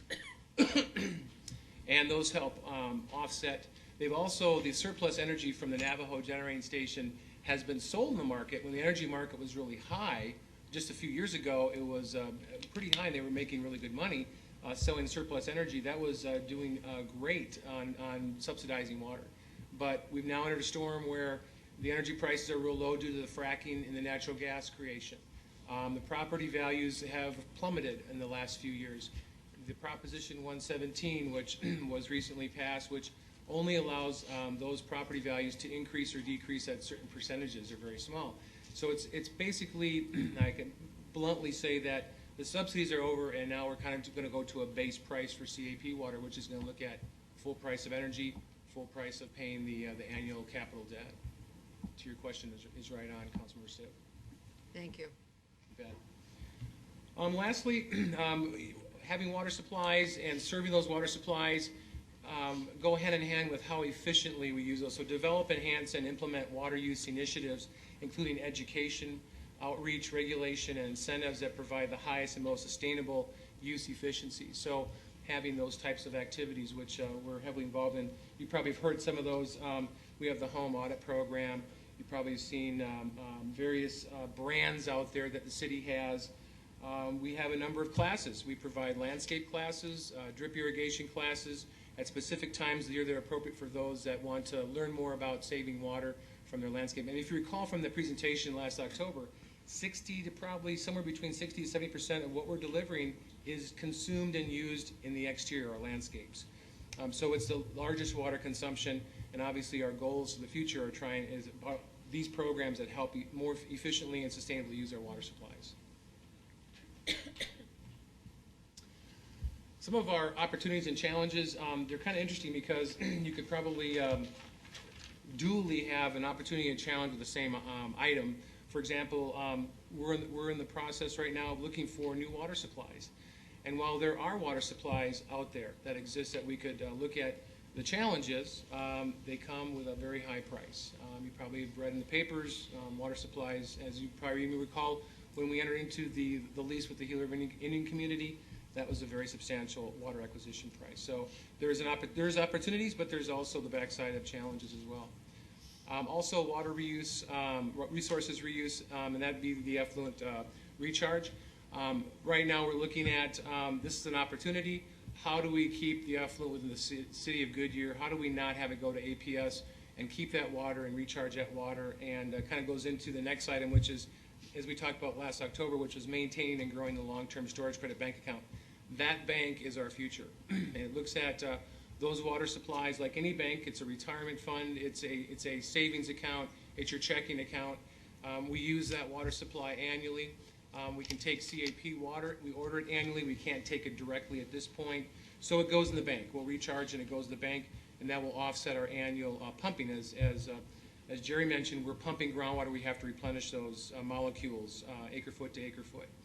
And then going to the next one, it's that long-term storage credit bank account goes into a plan for when does the city become drought-proof. You probably have read many articles in the papers from whether it's the New York Times, LA Times, talking about the Colorado River is a perfect storm, it being over-allocated, and that we're going to incur Colorado River shortages in the future.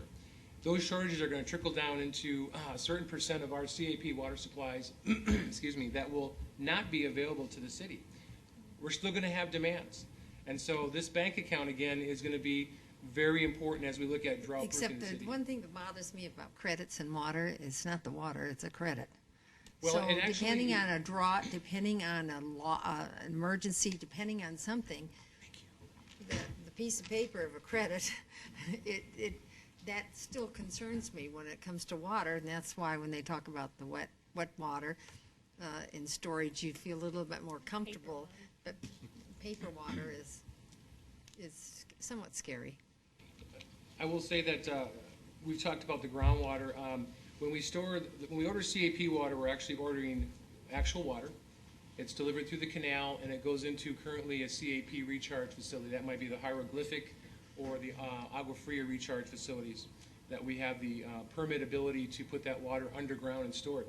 It's in the same sub-basin, hydrologically connected to where we're pumping groundwater. So from a hydrologic standpoint, I'm very comfortable with the fact that we're putting water in the same aquifer that we're pulling it from. And that's where the bank account comes in. So that's the bank account. That's So the bank. The aquifer is the bank account. It's the storage versus having storage in lakes per se, which is very common. SRP has a series of 6 reservoirs. When you store water underground, it's not subject to evaporation. But when you store water in a lake, if you're trying to store it and keep it as long as you can, you're going to have a lot of evaporation occurring in Arizona. That's reassuring. Thank you. You bet. Also, we're looking at the exploring possibilities of eventually taking direct treatment and delivery of CAP water to the city. as Jerry kind of alluded to, that we have, the groundwater here is probably the poorest groundwater in the valley. It has a number of total dissolved solids. We're in an agricultural district, so it's just poor quality water. It's just naturally occurring things like arsenic and nitrates and other things like that, as I mentioned, agriculture. And it takes a lot to treat that. So in the future, if we can take a higher quality water, such as a CAP, and treat that and deliver, there will be a substantial cost savings. And we're currently working on this opportunity. We'll be identifying and trying to detail some of these programs in a new water resources strategic plan. As we mentioned, it's water resources, a new division. So having obviously a strategic plan that fits perfectly with the council's strategic action plan. And of course, part of that again is a water conservation. I use conservation in the quotes there. Basically, it's water efficiency, sustainable water use. They all go hand in hand. And of course, as we look to the future, how much water will the city need for future growth, future generations to enjoy? So part of the challenge is knowing and accurately building water demand and supply models. How much water do we have? How much water do we need? How much is needed for the future? And looking at efficiencies into these models. And with that, I'll answer any questions you may have. My 2 slides. Questions? No, you did a perfect job. There's none whatsoever. So we're ready for Mark Flynn to talk about municipal service and the municipal service manager. I think the next time we do this presentation, I'm going to ask to go before Mr. Holmes. That's kind of where I'm feeling I need to fall. Very few quick slides on my side of the perception as well. Municipal Services Division essentially is made up of facilities and fleet and equipment management. About $2.8 million is allocated annually in the facilities group, and about 1.9 currently in the fleet and equipment management group. And for all intent and purpose, both of those groups are really internal service providers. The reach of my organization does not necessarily get out to the general community. We're dealing with departments in the city who are providing services to the greater community. So we truly treat those as working to an internal services group. In the recent years, or actually in the last several months actually, we've begun trying to align our strategic planning with the four focus objectives that you all had created as a council from your retreat last fall. And for the facilities group, they had a little bit more broad reach. Sense of community, quality of life, and fiscal and resource management were the 3 areas that they really aligned themselves with quite regularly. Building maintenance, the ballpark complexes, the management of contracts that we're utilizing to manage buildings and facilities within our scope of control, and then just general setup and support for general events that the city is involved in. For fleet, most all of those components really tie just to fiscal and resource management. It's truly an entity that is providing sources to make sure that folks have the resources they need to be able to deliver services into the community. Our focus this last year has been upon acquisition through the fleet replacement program, as well as maintenance and then fuel management on behalf of the city. We're responsible for all the procurement of bulk fuel that's purchased, both ethanol, unleaded, and diesel fuel as part of our current array of offerings with respect to city fleet management. There are 12 individuals, 12 approved positions that currently make up that group, one of which is not filled. We're currently recruiting for the service advisor and fleet and equipment management, but all the other positions are currently filled. When we think about opportunities and challenges that are facing our group, we're really trying to look at ways where we can apply technology in different ways to provide better information, not only to the staff who are involved in providing those services, but for the folks for whom we're providing those services to. We want to try to begin to give them better information about how they're utilizing vehicles or how they're making use of buildings and different ways we might be able to streamline and actually provide them some cost savings associated with what some of those operations may be.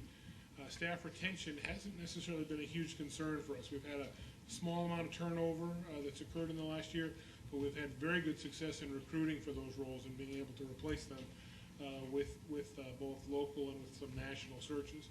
But the idea of staff development is a big area for us. The ways that when we talk about technology applications, it's important that we're also making staff aware of how to apply those components, to understand what the information is that they're gaining access to and how they can subsequently use that to their advantage in the delivery of services that they provide. Obviously we have buildings that date back to probably the late 1940s in some of our components.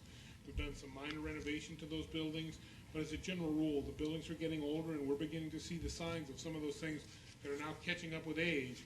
We're looking at the ideas of roofing replacement and developing life cycle components for the components that make up those buildings, so we can perhaps anticipate what we might need to be looking at and then allocating dollars in order to be able to prepare for what those costs may be.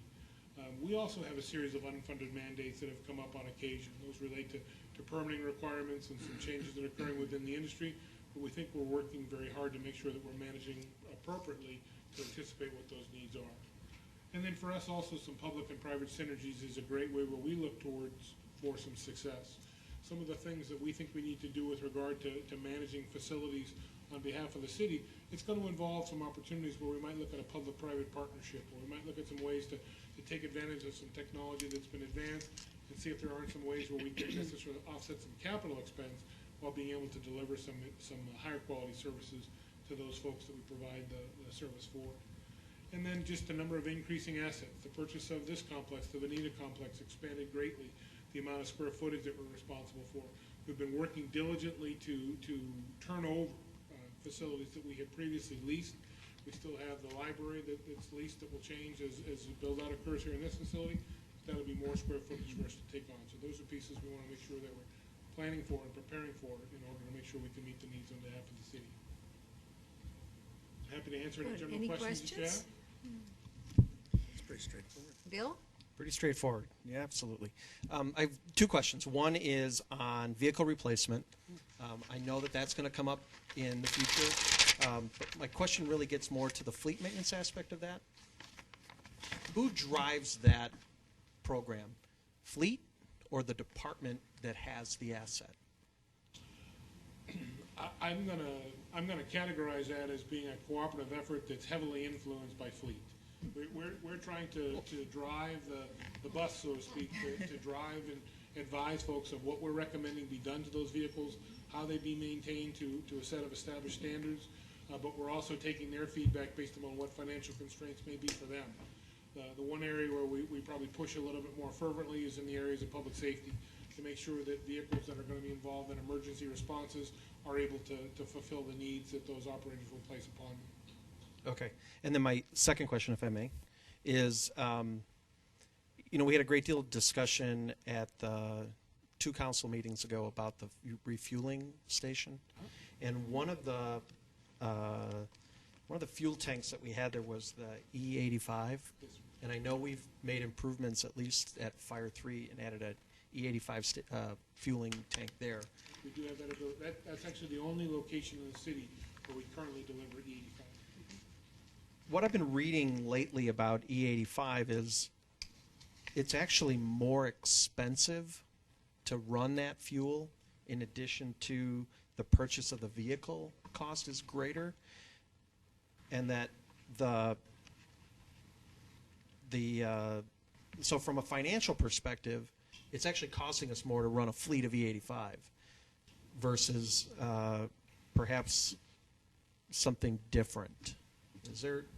I'm not sure I would agree based upon where we're at in our current program. When you look at the array of E85 capable vehicles that we have in the fleet, the majority of those units were purchased as flex fuel. They could either consume E85 or they could consume unleaded fuel. So we weren't looking at premium costs in order to acquire those. Okay. Also, when we're purchasing those vehicles, we're doing so off of some established contracts where some of that pricing has already been established.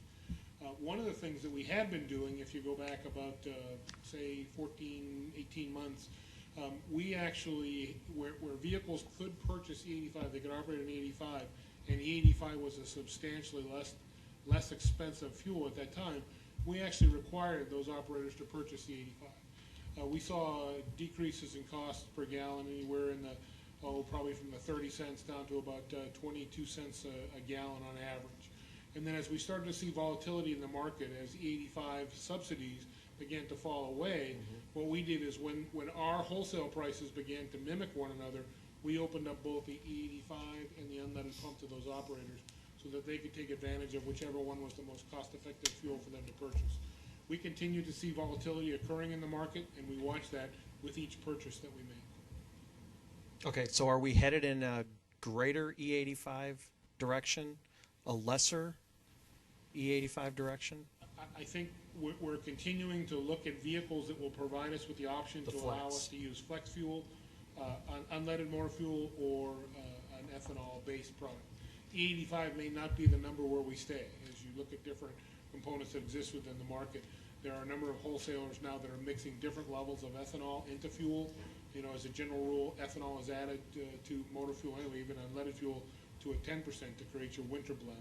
So we're seeing some folks begin to play with that, and we'll continue to watch that market to try to deliver the best economical opportunity for operators within the city of Goodyear.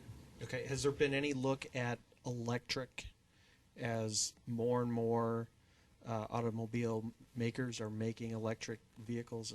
We've begun to do that on kind of a continuing evaluative basis, but we have not made the decision to go with any completely electric vehicle within the city.